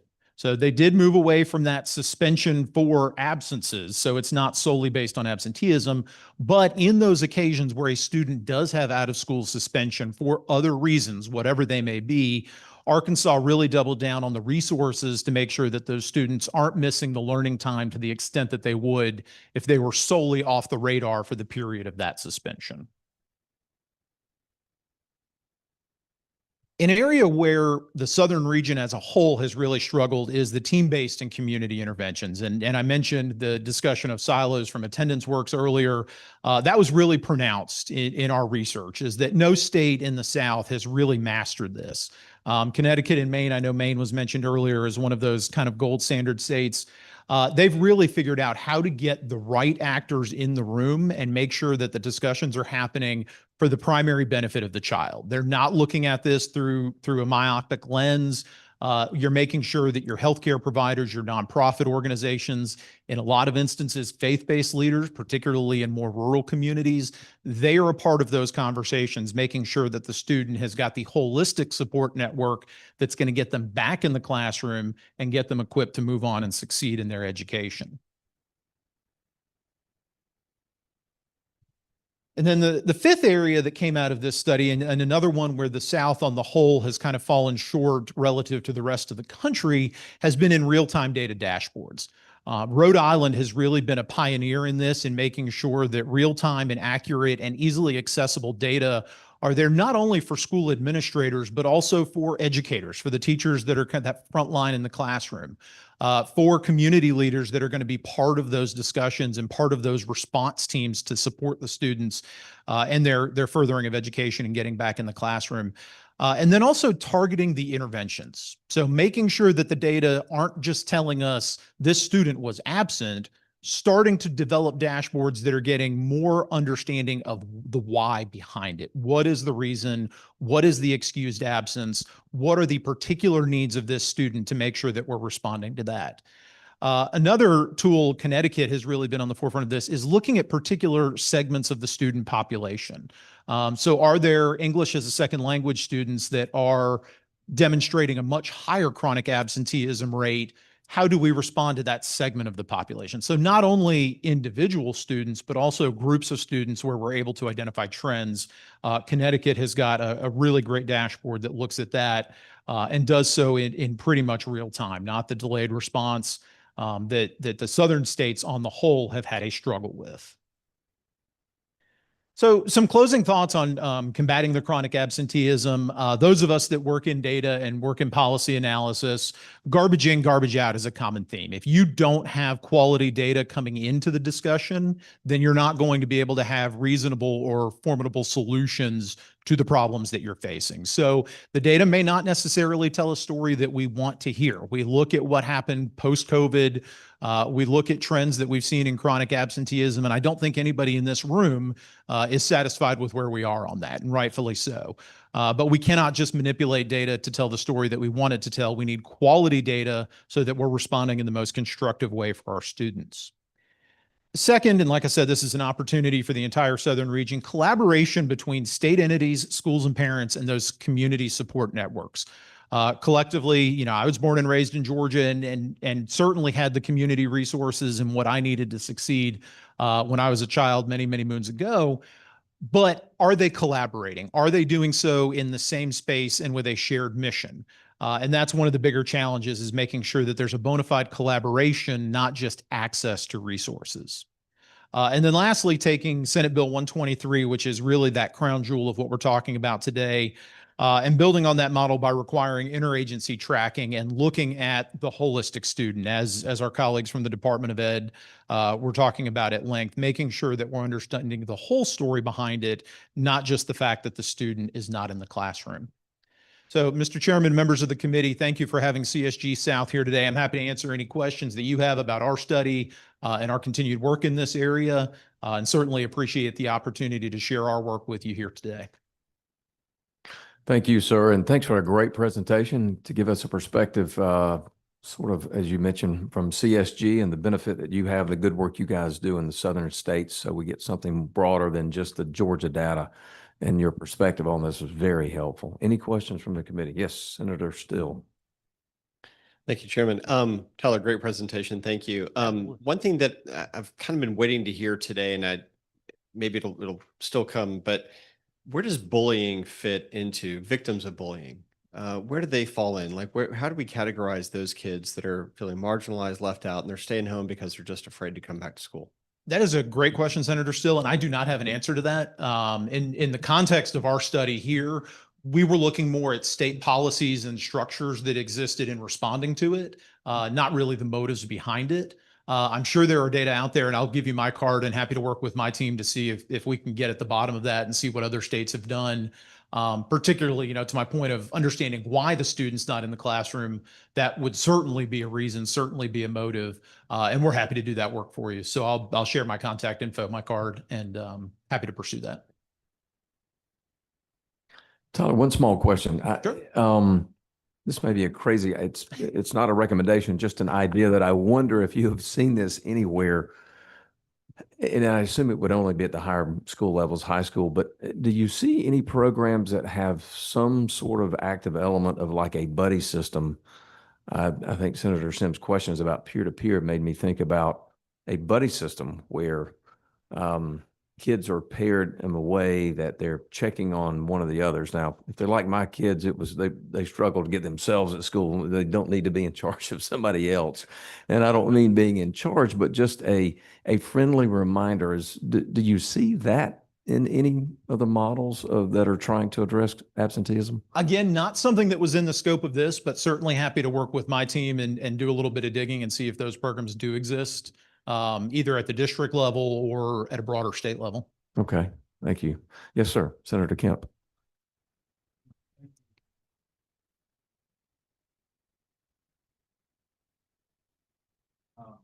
Green light. Oh, there we There go. you go. Okay. All right. Senator Kennedy, I don't know if you caught that. He called your legislation crown jewel. You might want to. I did. He gets bonus points Yeah, for there that. we go. All right. Yes. But speaking of that, I really think that we did some great work in passing Senate Bill 123. And one of the things that it aimed to do was to talk about the attendance teams. And I'm just curious to know, like you mentioned Connecticut and Maine, and a piece of the language in here, it says that, it may consist of. When you say that other states have defined attendance teams, is it saying like they have to have certain people on there? Like, I'm wondering if there may be a difference there that maybe we're missing. And so that's what I'm curious. They do. The main example in particular does dictate who is on those committees. A challenge in the South, and I didn't get into this in the context of the presentation as much, but it's really the dynamic of our states. Georgia, obviously, we're all Georgians in the room here. You've got urban metro areas, Atlanta, Macon, Columbus, Savannah, Augusta. Then you've got rural areas, Senator Sims, your district, if you're looking at Lee County, Early County, Mitchell County, the needs and who's going to make up those committees is really going to vary district to district and in some instances school to school. Whereas if you look at Maine, much more compact state, looks much similar in terms of your diversity makeup in school districts, your population makeup in districts. So it's a lot easier to dictate in states like that versus the southern states where we go from the most rural of rural to the most urban of urban. So in the southern states, we didn't see dictated makeups of those committees and those response teams, but a lot of that is with the understanding that we are just very diverse, even within our state boundaries. Great. All right. Thank you. All right. No other questions. Tyler, thank you so much for the presentation and your time. Thank you, Mr. Chairman. Yes, sir. All right. We're going to now hear from Get Georgia Reading Cabinet Subcommittee on Student Attendance. Thank you. Yes, sir.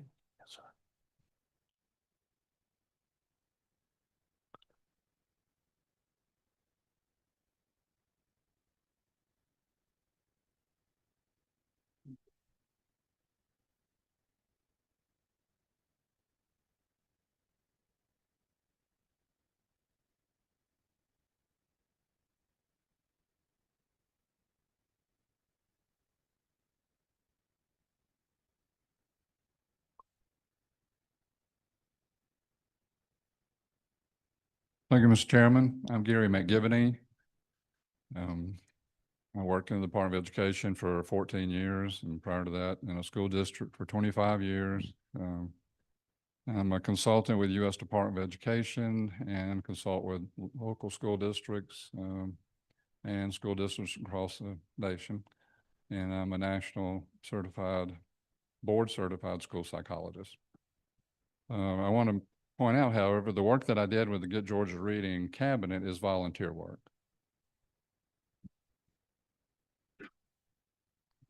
The basis of what I'm going to talk about today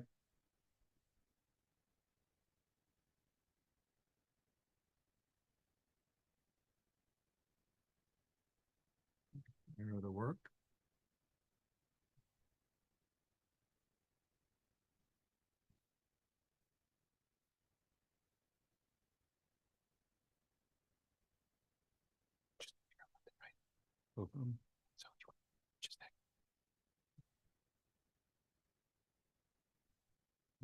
The basis of the work today I'm going to refer to, Mr. Chairman, is from a 6-month study by the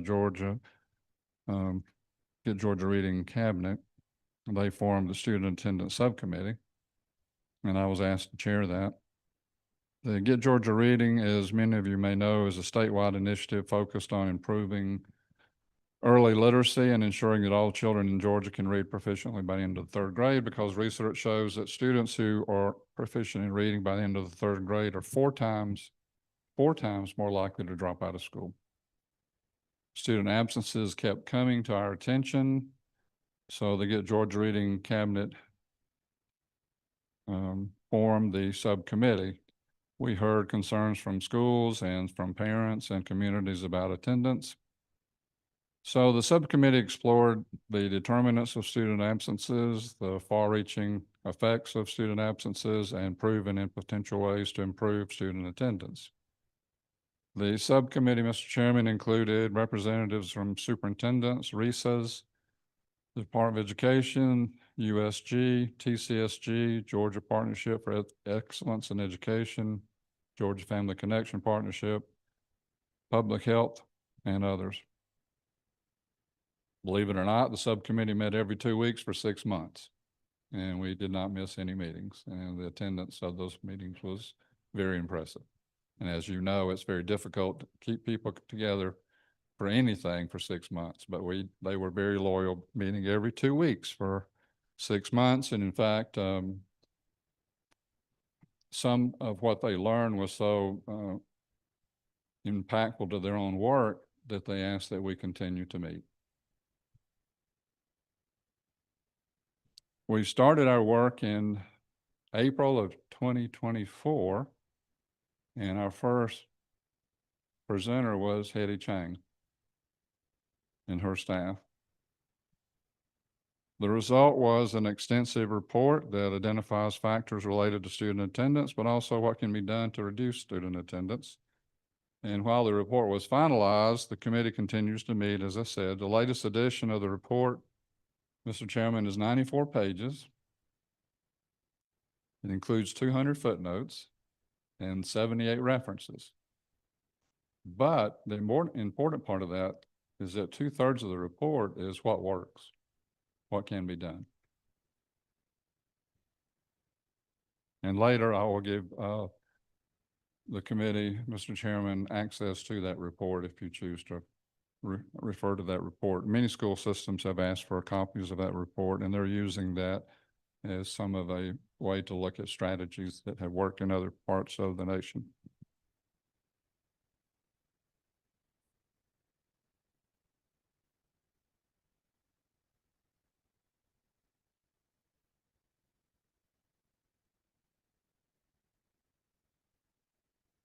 And I know you probably feel like you're being overwhelmed with data, Mr. Chairman, other members of the committee, but I want to look at some data in a little bit of a different way.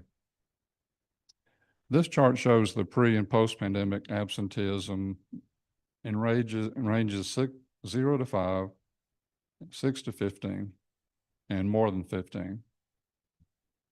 Now you may wonder why we chose 0 to 15 instead of 10%. Well, in Georgia, as you know, school systems have flexibility to set the number of school days for their school year. Some have 170, some have 160, some have 175, some have 178, some have 180. So our point of reference, we want it to be applied to all school districts, so we chose 0 to 15.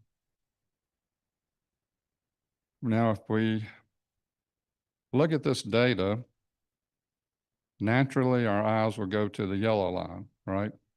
Because that's more than 15 days, and it's troubling to see that 20% of our students are missing 3 weeks or more of school.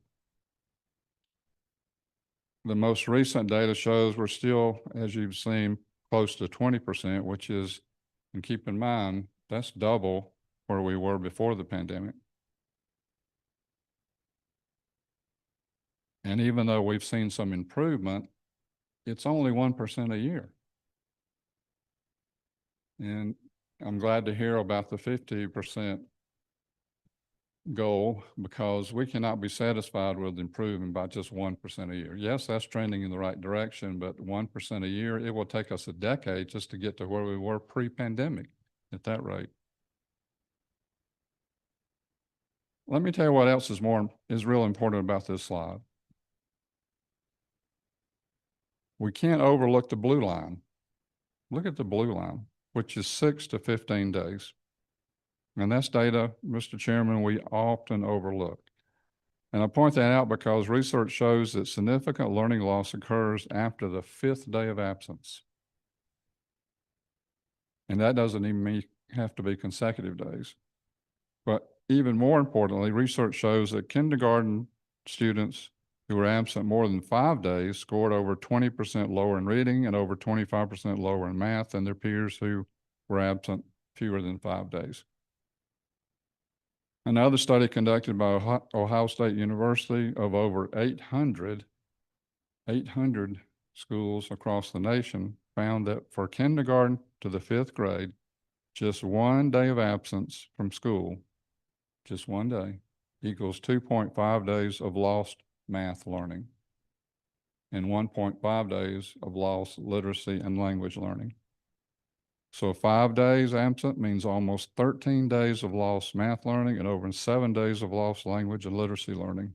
So knowing that, look again at the blue line. Over 40% of our students are missing 6 to 15 days. 40%. And when we add the blue line and the yellow line together, lost learning is happening to over 60% of our students. It's just a different way to look at the data, but that's something we have to consider. While we're obviously concerned about students who miss more than 3 weeks of school or 10% of the school year, we cannot overlook this very important part of student absences. And if you consider that over 60% of our students are missing 6 to 15 days, perhaps that's one of the reasons why our 3rd grade reading proficiency rate is only at 38%. Maybe there's a connection.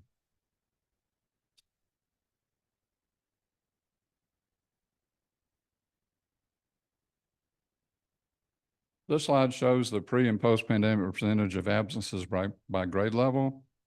The higher rates of absences post-pandemic is across all grade levels. Most people are shocked to see the high percentage of absences in the earliest grades. And note that 28% of our pre-K students are missing 3 or more weeks of school. 3 or more weeks of school. And on the other side, over 33% of our 12th graders are missing more than 3 weeks of school.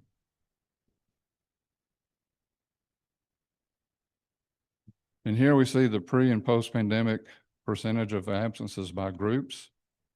The higher rates of absences post-pandemic is across all groups, but are highest among Black students, students with disabilities, and economically disadvantaged students.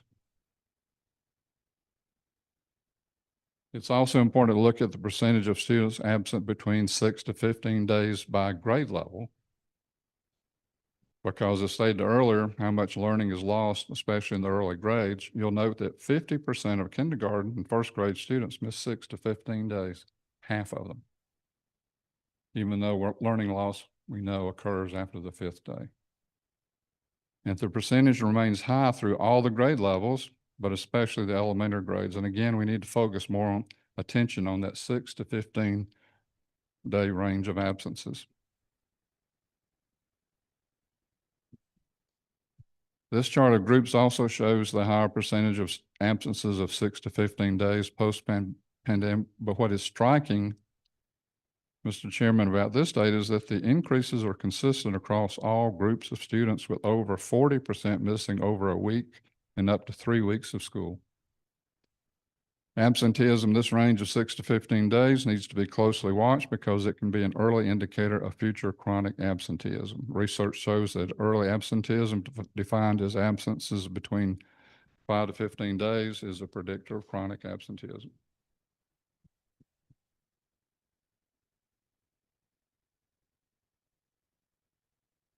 So here's an interesting question. An epidemiologist was on our committee. And she said something I always remember. She said, the purpose of data is to generate more questions. If you're not looking at data that way, then you're not taking advantage of the data. So the question came up, okay, we're doing a lot of talking about improving attendance and reducing absences. Well, what would happen if we did that? So the subcommittee asked the Atlanta Regional Commission researchers to answer this question, Mr. Chairman. What would be the impact on third grade ELL assessment outcomes if student attendance improved by 5%? Would it make a difference? And we're talking about statewide. And according to that research model, it was found that a 5% decrease in absenteeism would lead to a 6.6% increase in third grade ELA proficiency in Georgia. That's dramatic, which means that the percentage of Georgia students scoring proficient or above on a third grade ELA test would increase from 38.4% to 45%, which would be a dramatic increase and almost unheard of improvement, and would move Georgia up significantly in the national rankings.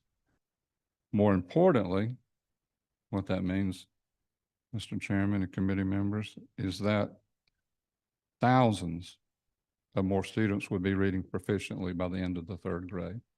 Thousands.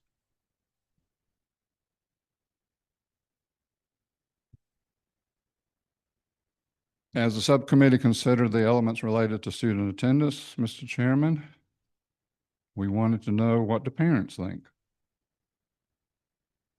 And Senator Sims mentioned that earlier. Research demonstrates the important role parents and family engagement plays in student success, including student attendance. In fact, a recent analysis of data from Illinois found that schools with the highest level of family engagement experienced 6% point less absenteeism post-pandemic than schools with less parent involvement. So we know that's important.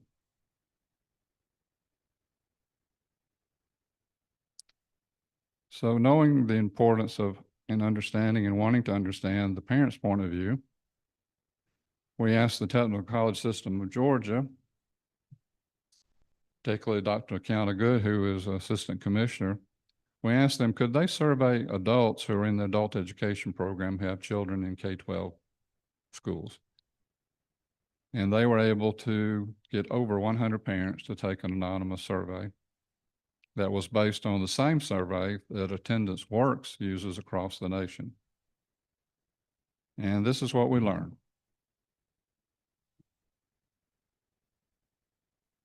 The survey indicates that parents weigh several factors when deciding if their child should attend school.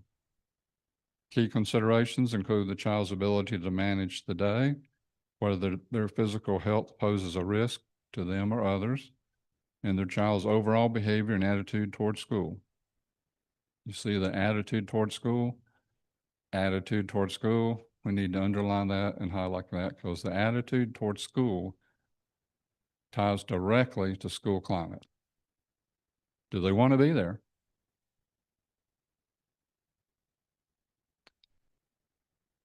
Parents prefer keeping their child home when unsure about their child's health, and that has changed since the pandemic. And they do indicate that the pandemic actually changed their attitudes and reactions to their child's health and their concern. But when schools, here's the however, when schools provide information to parents about the importance of school attendance, define good attendance, and give parents resources to help them understand when they should keep their child at home or when it's okay to send them to school, parents are better informed to make the decisions about school attendance. That school to parent communication cannot be overemphasized.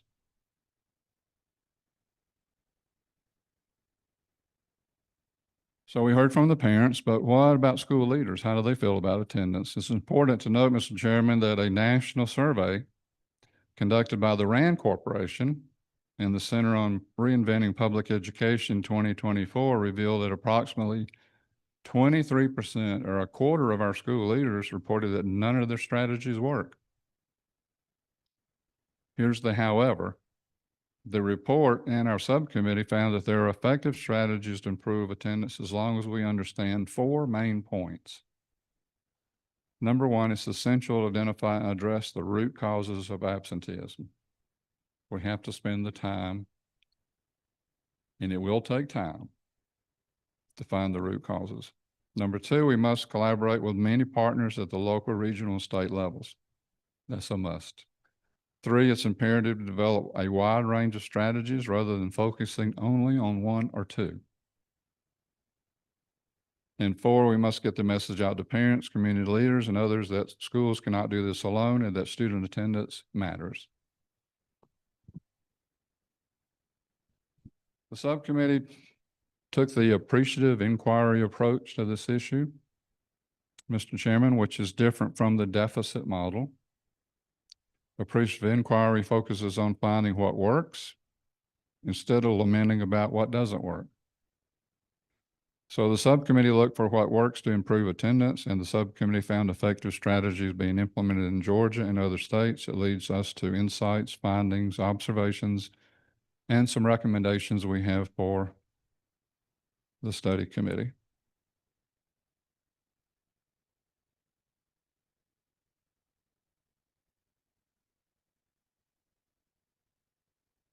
Schools can, and some are tracking daily attendance, as we've heard, to identify patterns of absenteeism early at the individual student level as well as school-wide. Some schools are implementing early warning systems that alert staff and parents when students are at risk of learning loss due to absences. Early detection helps schools intervene before students' absenteeism becomes a problem.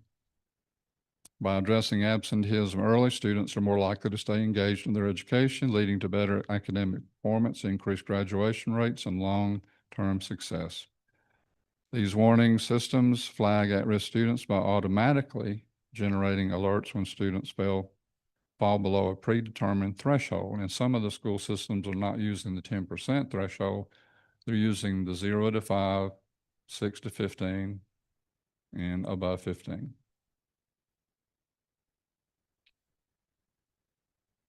Research shows that schools can have almost 30% fewer absences when schools intervene early in the school year. 30%. Schools are personalizing outreach to contact families of at-risk students, going to those homes to discuss barriers to attendance. Multi-tiered systems of supports, or MTSS, is being effectively used in some schools to address student attendance. And we have 2 recommendations in this area. Mr. Chairman, other committee members, the student attendance teams required in Senate Bill 123 should be linked to the MTSS process and to the Student Attendance and School Climate Committee from state statute. Number 2, encourage schools to use the MTSS process for student attendance and provide them with the necessary resources to address issues that they identify.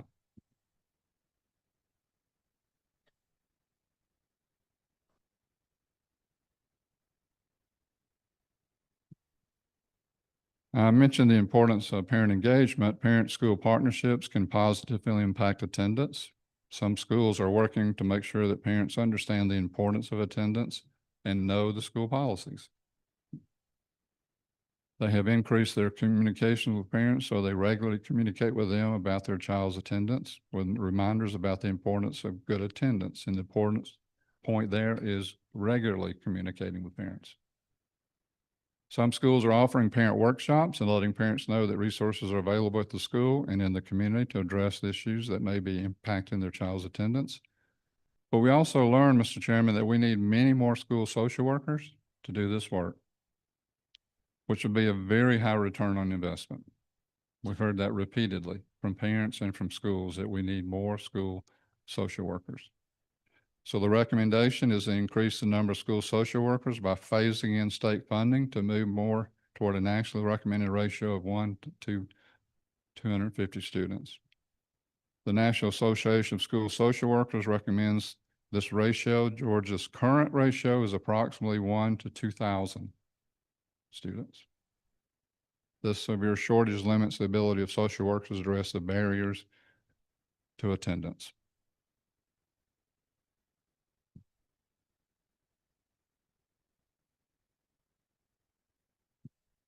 We learned that many absences, Mr. Chairman, are due to health issues, physical and or mental health.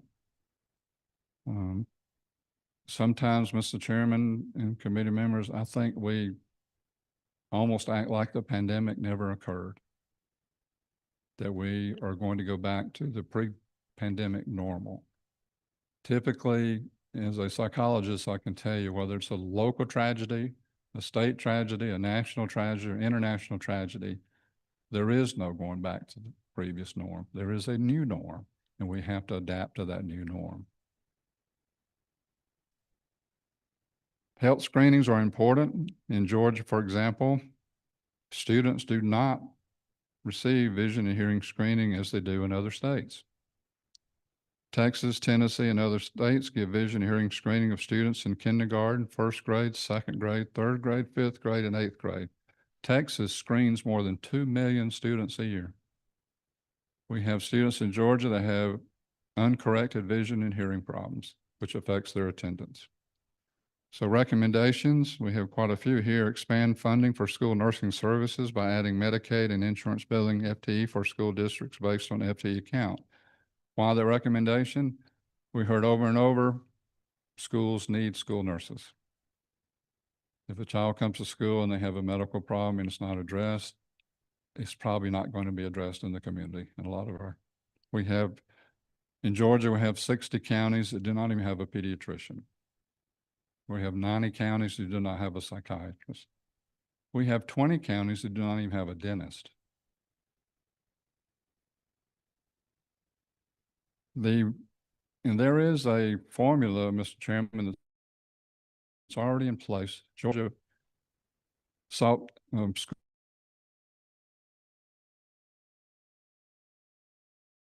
school nursing expansion approval from Medicaid for school nursing services. The problem is, having worked in a school district, billing for Medicaid is not easy. It's not an easy process. So most school systems don't have the ability or the funding to hire somebody who has the expertise in doing the billing.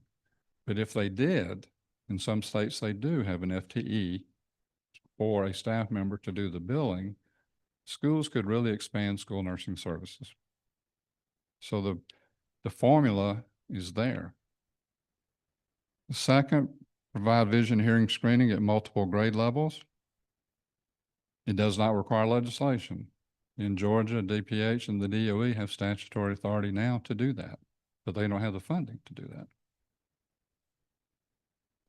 Number three, review and revise Georgia's therapist licensure requirements. You've heard this, I'm sure, to reduce unnecessary administrative steps. Georgia's licensure process for therapists, and we're talking about LPCs and LMFTs, is widely considered one of the most complex of any state in the nation.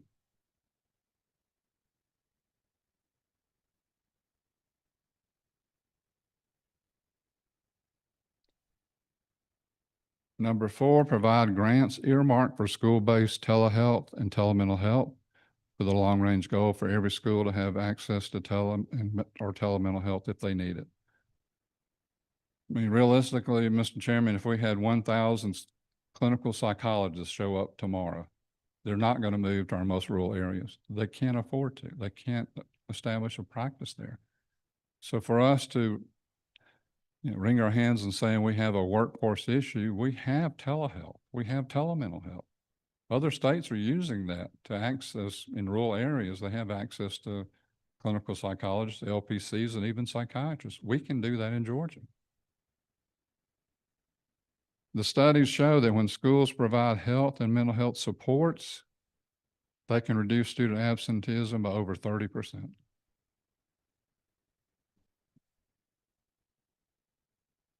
Some schools are working with community organizations, charities, and government agencies to provide students and families with support services like food programs, housing assistance, healthcare access, and mental health services, tutoring, mentoring, homework health centers, and more. Schools have found that collaborating with local organizations improves student attendance, expands goodwill into the community, and brings families closer to the community. Communities and schools is an excellent example of that.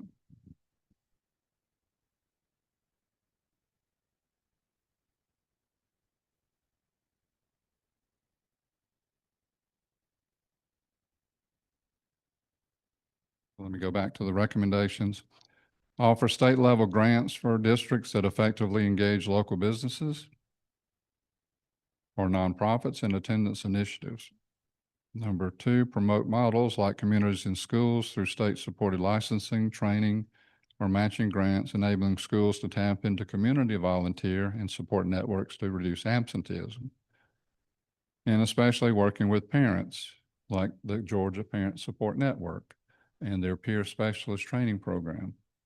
I'm on the board of the Georgia Parent Support Network, and I have seen how the peer specialist program goes into families, goes into homes, and can work very closely with parents in very effective ways.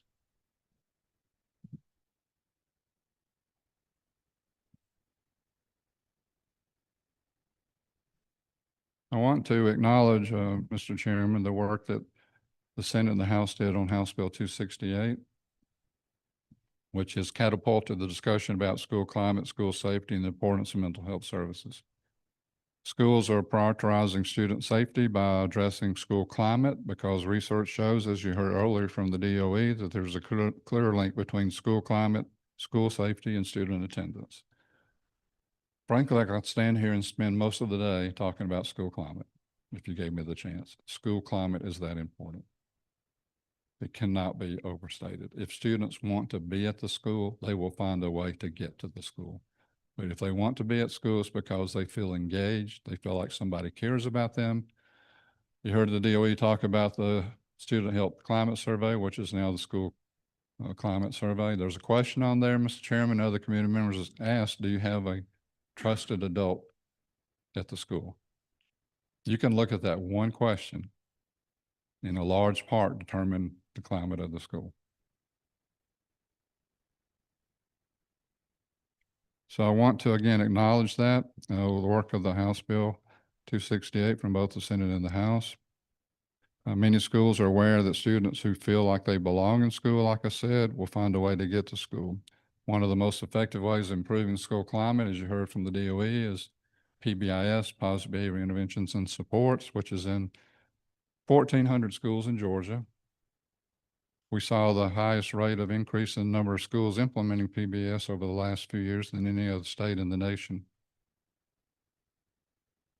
It's interesting, the data that you saw from the DOE about individual schools and how they had improved their attendance rate, like from 45% to 8% chronic. But there's one thing that did you notice their attendance rate before the pandemic? On every one of those examples, what did you notice? It was good. The attendance was good. Then it went up during the pandemic, right? And then it went down after the pandemic. The one thing that's in common with all of those that Justin Hill showed you is this. They had a positive school climate before the pandemic. Why is that important? Because then they were able to recover after the pandemic. That's the importance of school climate. That's a very strong illustration to you how important school climate is. So recommendations, number 1 is encourage more schools to implement PBIS. And House Bill 268 does say that PBS must be implemented for schools that are not showing good signs of a positive school climate. Number 2, continue to provide PBS training and retraining, because you don't reach a certain point of positive school climate and stay there unless you work at it very hard. Number 2, increase funding for school climate specialists at the RESAs. We have school climate specialists at the RESAs, but they have a lot of work to do, and we could use more funding for the school climate specialists at the RESAs.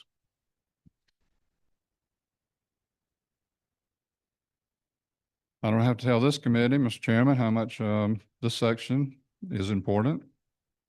Many of us believe that local problems can best be solved at the local level. And that's the power of this code section, Mr. Chairman, is it utilizes the problem decision makers at the local level. When you empower and bring in law enforcement and public health and mental health and school system and DFACS and family connection, that's your problem solvers. That's the power of that code section. And I want to thank you for bringing Senate Bill 123, because it resurrects the importance of that work. And there are some good examples, Fulton County, Cobb County, Troup County, Richmond County. They're showing that that committee process actually works. It does address school climate and student attendance. So we have recommendations. Number one, ensure that the code section is being implemented. I've heard from some Superior Court judges, Mr. Chairman, that they're not even aware of that code section. And once they heard about it, they said, yes, that sounds like something that we can do and we should be doing. So number two is offer small implementation grants to establish those committees. Number three, establish some technical assistance for those committees. And we've heard from the Georgia State Health Policy Center, Mr. Chairman, and Georgia Appleseed Law and Justice Center in Resilient Georgia that they are willing to offer the technical assistance for these committees, Mr. Chairman.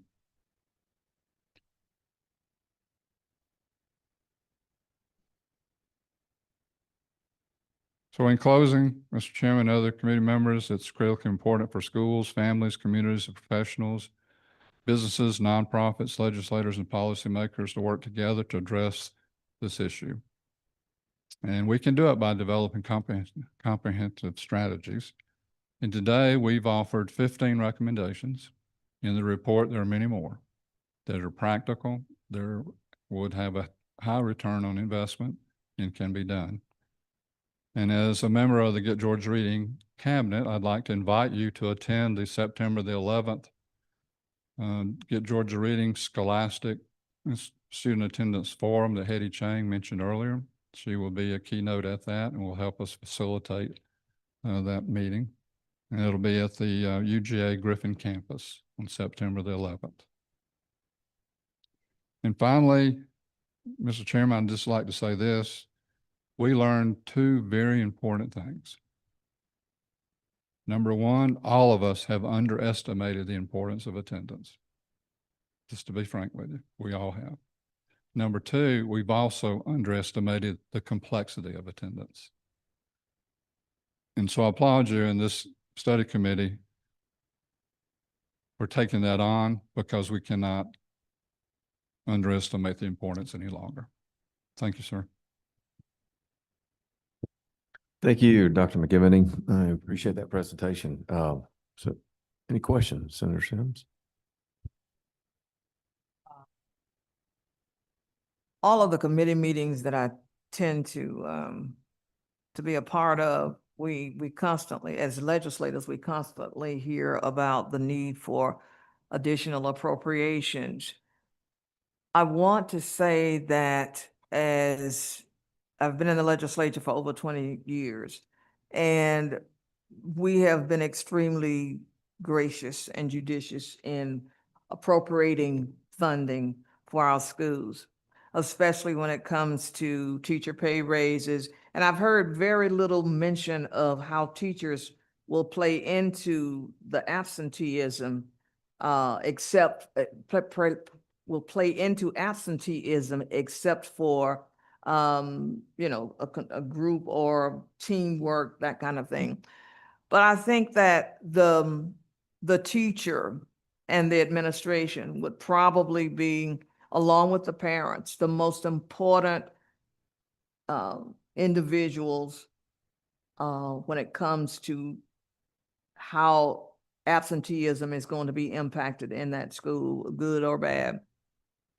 But what I want to say is, I've noticed in my district of 13 schools, districts, they're top heavy on administration.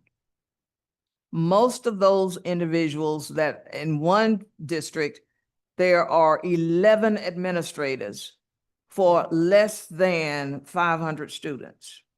Less than, and I told myself I was going to be good today. Wasn't going to say all of that. And that's disturbing to me. Extremely disturbing. There are only 400 and some kids in that entire K through 12 building, but you have 11. Now you think about those with salaries ranging from 90,000 to 150 plus. We could easily find folks to come in and assist the teachers.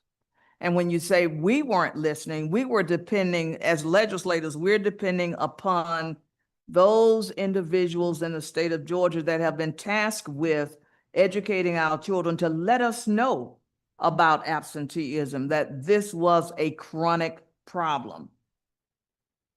Until we can get our school districts to understand that the use of funding is not frivolous. It's not for you to jet lag to Vegas to go on and I'm not making this up, on a school safety trip when we're providing that right here in the state of Georgia.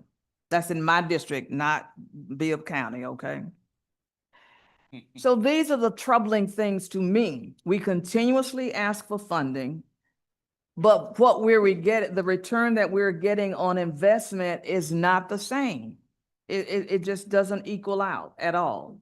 So I'm not fussing at you, but I'm making the point that we need to get these schools under some kind of control, where there's some kind of financial discipline, and we're not just taking advantage of taxpayer dollars, because the expectation is it should not be this. It should not be what we're looking at today.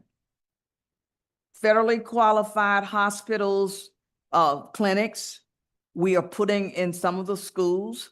Others of the schools, some of the districts said, well, we don't need them. They don't even want them.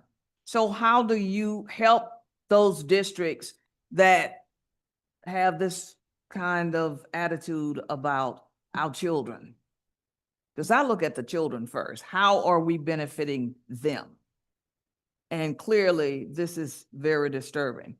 And I have a picture of these 11 folks here that decided that, oh, we're going to a school of less than 500 children. And you're spending at least close to $1 million a year on just somebody walking around with a walkie-talkie all day long. That's very disturbing to me. I just needed to say that, Mr. Chairman. Thank you, Senator. Any other questions from the committee? I don't see any. Dr. McGiverney, thank you for your presentation. Thanks for the data and the details and all of that, and distilling the work that your group did. Thank you for that. All right, we're gonna take just a moment. Dr. Sims, come on up, please. But we need just a minute to reboot some technical connections that we're making. And so I'm going to take a moment while we're doing that. And I want to thank the presenters that have been here today. I think we have, I would say we have saved the best for last, but that would make somebody else ill if I said that. So I'm not going to say that. But we've got one of our very own, our superintendent here from Bibb County. And I appreciate him and his leadership and what he has done. He and I were together this morning and on a different panel, and he was bringing his expertise and passion about the intersection of education and business. And I greatly appreciate his insight and his hard work and what he's been able to do here. So I'll get a thumbs up from somebody when we're reconnected. It's working. All right. And as we're waiting, I want to take a moment and thank you, Mr. Chairman, and the members of Senate. I think this is amazing. I have members of my team who are here, and I want to say that sitting in this room today has been really beneficial for us, and we have a lot to digest and take back. So for what it's worth, I hope that other individuals throughout the state get to view this experience. I do want to take a moment to introduce my Deputy Superintendent, Dr. Katika Lovett, who's here, my Assistant Superintendent of Student Affairs, Jamie Cassidy, my Attendance and Truancy Coordinator, I always get it wrong, Transfer Coordinator, Takesha Lewis, and our Truancy Intervention Specialist, Dr. Dominique Johnson. So we wanted to make sure we brought a team to get firsthand this entire experience. Great. Thank you all for being here, Sure all of you thing. that came to be with us. Good time to take a stretch break, everybody, if you need one.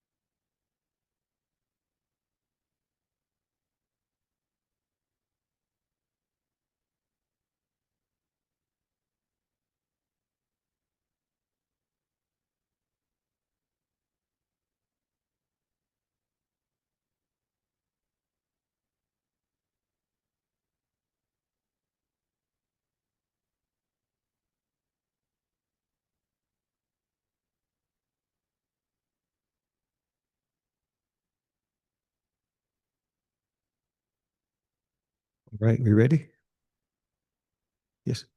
Yes, Okay. sir. The floor is yours. All right, Thank you. great. Thank you once again. And it brings us pleasure to bring things to a close for the presentations. And as I prepare to talk about in our district what's worked, what's not worked, the impact and potential next steps, I have to start with our mission. And it's important that we've called out not just student achievement, but social and emotional well-being and the importance of building a sense of community. And we realize how important that is in terms of attendance and all things related to it.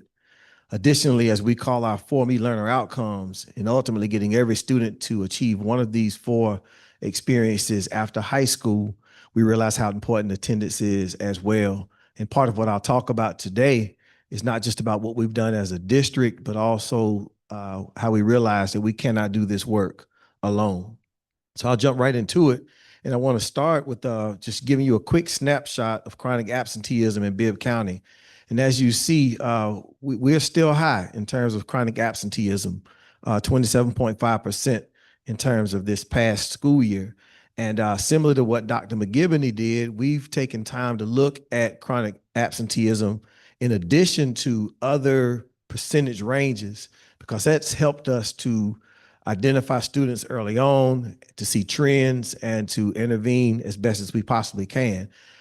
We've only seen, if you look at the bolded portion, just a third of our students who are chronically absent from one year to the next decreased that percentage.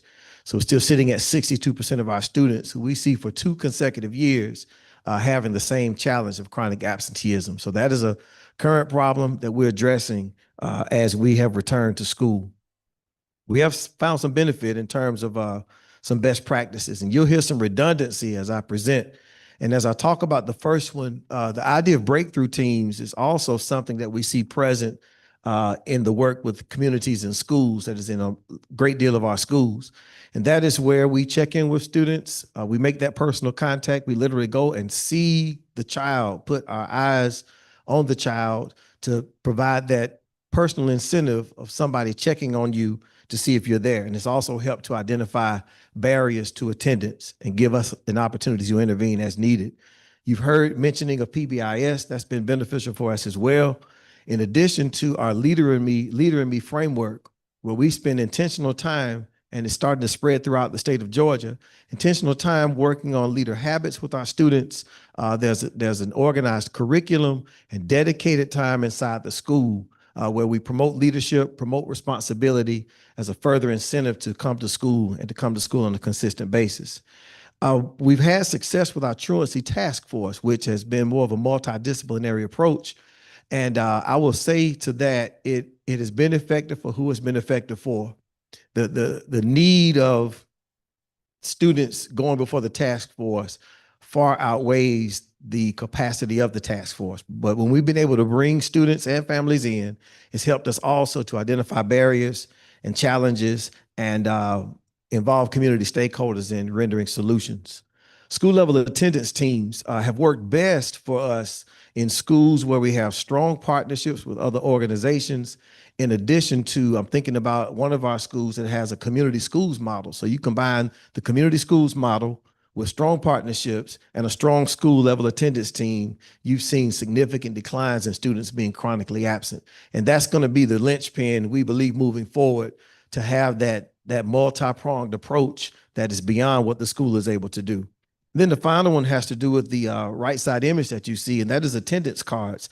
And I want you to take a close look at the attendance card because it offers objective information in terms of the amount of days a child has missed. It talks about what the child missed in terms of content, offers a word of encouragement, and gives a phone number to make contact. And we found success, and this is something we are actually rebranding to re-implement this year, as we found success in the past in utilizing these cards. In terms of impact, we've seen, of course, an increased quality of relationships, both with our families and with our students. We've heard numerous times about school climate and culture. We've seen the same with the success of these interventions. For us, understanding barriers, to me, that has been a huge key. And I've heard mentioned that is something that is high cost and high impact. But we want to really tackle that because we realize if we don't address the barriers, it's going to be very difficult to address student attendance issues in the long term. We've seen fewer disciplinary incidents, and we've also seen high academic achievement. Dr. McGivney, you actually showed a slide, and I wish I could show you something. I said that because data are embargoed. Tomorrow I could have shown you. But what we did, we took chronically absent students, compared them to students who are absent 8 to 10% of the school year, 5 to 8%, 3 to 5%, and 0 to 3%. And it's like a seesaw as it relates to how the achievement shifts. So it's kind of a duh, but at the same time, it is compelling to see the significant differences in students who are in their classrooms every single day versus the ones who are not. And the key for us is to help our parents to see that as well and use it as another compelling reason to be in our buildings on a daily basis. In terms of what has not worked, we've had struggles with individual meetings with parents. And what I mean by that, we will set a meeting up or set meetings up with parents, and they will not show to those meetings. And I would liken that perhaps to be the result of not wanting to come to the building for various reasons. Quality information we want to give, but difficulty in having them to come in. We've had difficulty with engaging middle and high school level families. And specifically what I mean here is that when we try to meet with a high school parent with his or her child, or middle school parent with his or her child, and there's disengagement that's on the table, it has not yielded the results that we would hope it would yield. And we've seen challenges as it relates to when children get older, a release of parental responsibility in terms of making sure the child is at school and putting more on a child who perhaps does not need that level of responsibility or cannot handle it. And then the big one for us is interventions that do not address barriers. And we've seen barriers on all the levels, from individual to community-related barriers. And you see a list that I've placed here, and I placed that list because what we found is that with even the greatest intervention, if that intervention does not tie itself to addressing the barrier, it's had minimal effect. One of the senators mentioned bullying. One of the things we've seen in that space, as an example, when we try to intervene and talk to a student, it's incumbent upon that student to let us know that bullying is an issue. And you'll find there'll be times that students will not let you know until it's after the fact that bullying was an issue. So it's a task for us to develop that relationship so that they feel safe to tell us that information so that we can intervene as a result. So with that said, I will say that, let me go back just a minute, because I want to really harp on the barriers piece. And I'm glad to have heard it a few times today, because we recognize the importance of us working with our community, identifying barriers, and being able to connect community resources with those barriers to rebuild and build trust with our families so that students can be present on a daily basis. And I'll cover more of that in my next steps. One of the things we have not talked about a great deal today has been the impact on staff. And we've noticed compassion fatigue. If I can't think of a place where adults in our buildings don't love these children to pieces.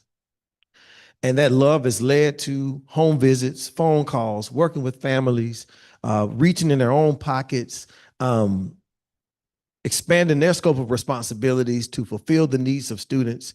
And that has decreased to some extent staff morale in some spaces and led to the fatigue that we want to make sure we control for. Now, it has not been fatigue that has caused them to quit, but we do want to call it out because one of the things we recognize is that we are human beings as well. And I'm glad to hear the call out for more social workers, because I remember when I was an undergrad student in one of my teaching classes, one student stood up. I remember this like yesterday. He stood up and said, "Why can't we just teach?" We were saying that 30 years ago. And here we are in 2025, still having that challenge. You have teachers who've embraced the challenge, educators who've embraced it, but it has led to a level of burnout and fatigue that I believe more collaboration with communities and organizations will help. In terms of potential next steps, we already have a school level approach, but we want to increase the intensity of our school level approach. And we're also very grateful for Senate Bill 123 that further supports that effort. So we have our attendance team. We want to continue those attendance teams and emphasize reviewing data as early as possible.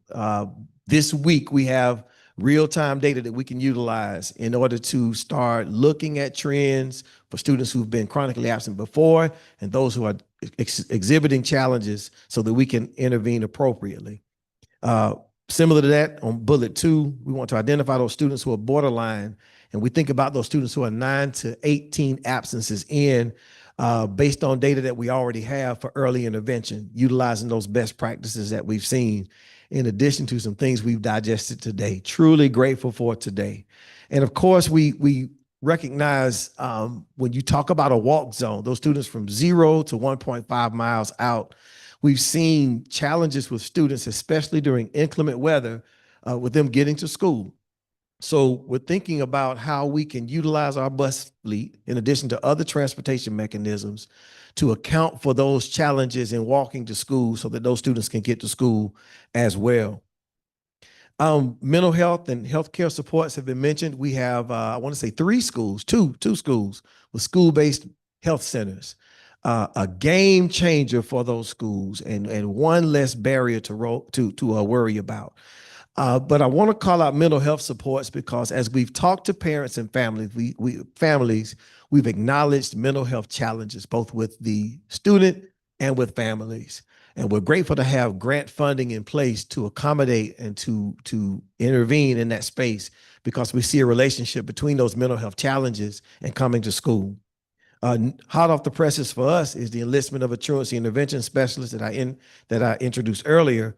But as opposed to taking a pure truancy approach, we want to adopt more of an ecological approach. And what I mean by that is that we want to make sure that we're asking those good questions, identifying those barriers, and looking at the ecosystem of the community to see how it can all roll together. And we're grateful not just to have someone in this role now, but someone who knows the community, understands the community, and the community knows as well, to work alongside our current personnel to do something different and more human in that space that can really impact the community.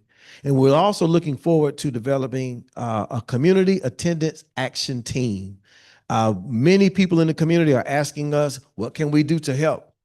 So we're thinking about a cross-section of ministers, community members, community leaders, students as well, so that we can come to the table at least once a month to talk about where we are, to think about solutions, and to have more boots on the ground as it relates to getting our students to school on a consistent basis. So those are some potential next steps, and a big next step for us is to take all of the information that we received today and to really do some think tanking about what and how we can refine our game plan for this year and years to come. I want to close with this picture because one of the things I'm wildly after is gathering up the entire city of Macon to be able to say that this is how we support the Bibb County School District in terms of attendance. So my ask for the entire community will be to take on our plan and find a way to plug in, whether it is an incentive, mentorship, whatever the case is. We're going to be pushing every corner of this community to be a part.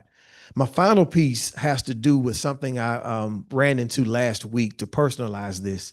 One of my cherished students, fifth grader, got into trouble with the law. They went by his house and talked with the mother. And it was amazing for me to have this 10-minute experience, 15-minute experience in the home while we sat and talked, while she looked for the child who was out playing. She had another child to come down the steps asking for something to eat, another child asking about tomorrow, and then a fourth child coming to ask about something. And I sat and watched her face and the stress that was in her body in that moment. And she even mentioned to me, Dr. Sims, it's just me. So in the midst of everything that I've shared, one of the things I'm hypersensitive to is the fact that we have several of our homes where it's just one person. So a potential next step for us as well is to find a way to strengthen that relationship and have better conversation and dialogue with those families that really need the help, but to help them to recognize that we are the help and to allow us to take advantage of, to allow them to take advantage of us being sincere help for them. I appreciate this day and appreciate the opportunity to share just a little bit about what we're doing, but I want to make sure that you see that we still have challenges and we look forward to facing those challenges head on with your help. Thank you. Dr. Sims, thank you. Thank you very much for that. That was a well-rounded presentation about the issue, about what some of the root causes are, about what y'all are doing, what we're doing here with your leadership. Y'all may not can see this, but I've got a printed copy of his presentation. And the very, under his signature line, Dan A. Sims, his title is Proud Superintendent. You know what? We're proud you're our superintendent. And I love seeing that. Thank you for that. I think the technical phrase is, you got it going on. And we appreciate that because our kids are the beneficiaries of that. Dan, thank you for that. Thank you for your leadership. Any questions from this panel? Yes, sir. Senator Kemp. Yeah, thank you so much for your presentation. Just real quick, I just want to say to the chairman, Dr. Sims' point about what they've been able to gain from this is exactly why you had all of these committee members asked to be on this committee, because we know the impact that this can have immediately if more folks are able to hear these presentations from today. So I just want to say thank you for that. Dr. Sims, you know, Atlanta's loss is Macon's gain. You know, I've been able to watch you with your work with APS, and proud to be able to call you a brother, member of Alpha Phi Alpha Fraternity Incorporated. One question that I had is if you can share with us, like, who makes up the attendance review teams that you all have in your schools? And then I was wondering if it ever comes up with you all that childcare being an issue, like where parents are having issues, like you mentioned this parent where it was just her. Has childcare become an issue in terms of like attendance rates and, you know, having any impact on what you all are seeing? Thank you, Senator Kemp. I appreciate those questions. In terms of the attendance review team, I'm looking at, I might be able to phone a friend, but I know we have our counselor, our principal, perhaps the assistant principal, a teacher, or you'll bring in somebody in the community, a social worker. Who am I missing? The nurses, of course, from the health standpoint. It's a cross-section of individuals in that building that meet regularly in that space. And you hit the nail right on the head. We've had several instances where an older child has been charged to take care of younger children, and that resulted in nobody coming to school. So childcare has definitely been an issue. And again, I go back to my parent who I visited last week. That's one of her issues as well. If something goes wrong with one child, the ripple effect on the other children is real. Thank you. Yes, welcome. Any other questions? Thank you, Dan. Appreciate you. Thank you, Senator. Yes, sir. Absolutely. All right. With that concludes our presenters. I appreciate the efficiency with which everybody moved forward. Let me just make a few comments. I want to thank all the presenters who came today. Kelly Bell, great job putting together really who we needed to hear from. I think this committee agrees who we needed to hear from as a kickoff to for our committee work. Second, I want to thank the Senate staff, all of you that are here, and a special shout out to Senate Press, Evan Bergwall. Thank you. The guy in the very back there, and the other folks from Senate Press that allow us to have technology to help us for folks that want to come in, but also for putting this online and allowing others to see that. Let me make a little announcement, and Oswald, you sent me the information. Just as a quick announcement, our second meeting is going to be Monday, September 22nd. The topics, the focal point will be barriers to entry. Our third meeting is going to be Thursday, October the 16th. The topic there will be the juvenile justice system and the tools for enforcement. And then finally, our meeting number 4, we're still working on the date, but we've got, I think, a November 12 soft hold for that. And that will be about improvements of school climate committees. And we're going to hear from private partners. And then finally, our anticipated last meeting will be the fifth meeting on Thursday, November the 20th, where this committee will really drill down into what we want the report to look like and work there. Lastly, I want to thank the folks that really make this happen and the committee work of this committee successful, and that is the members. These senators that you see are giving of their time who wanted to be on this committee because they care about the kids, they care about Georgia, not just their districts, but they care about Georgia, and I'm very grateful for all of you being here. With that, if no other final comments, we will stand adjourned. Thank you.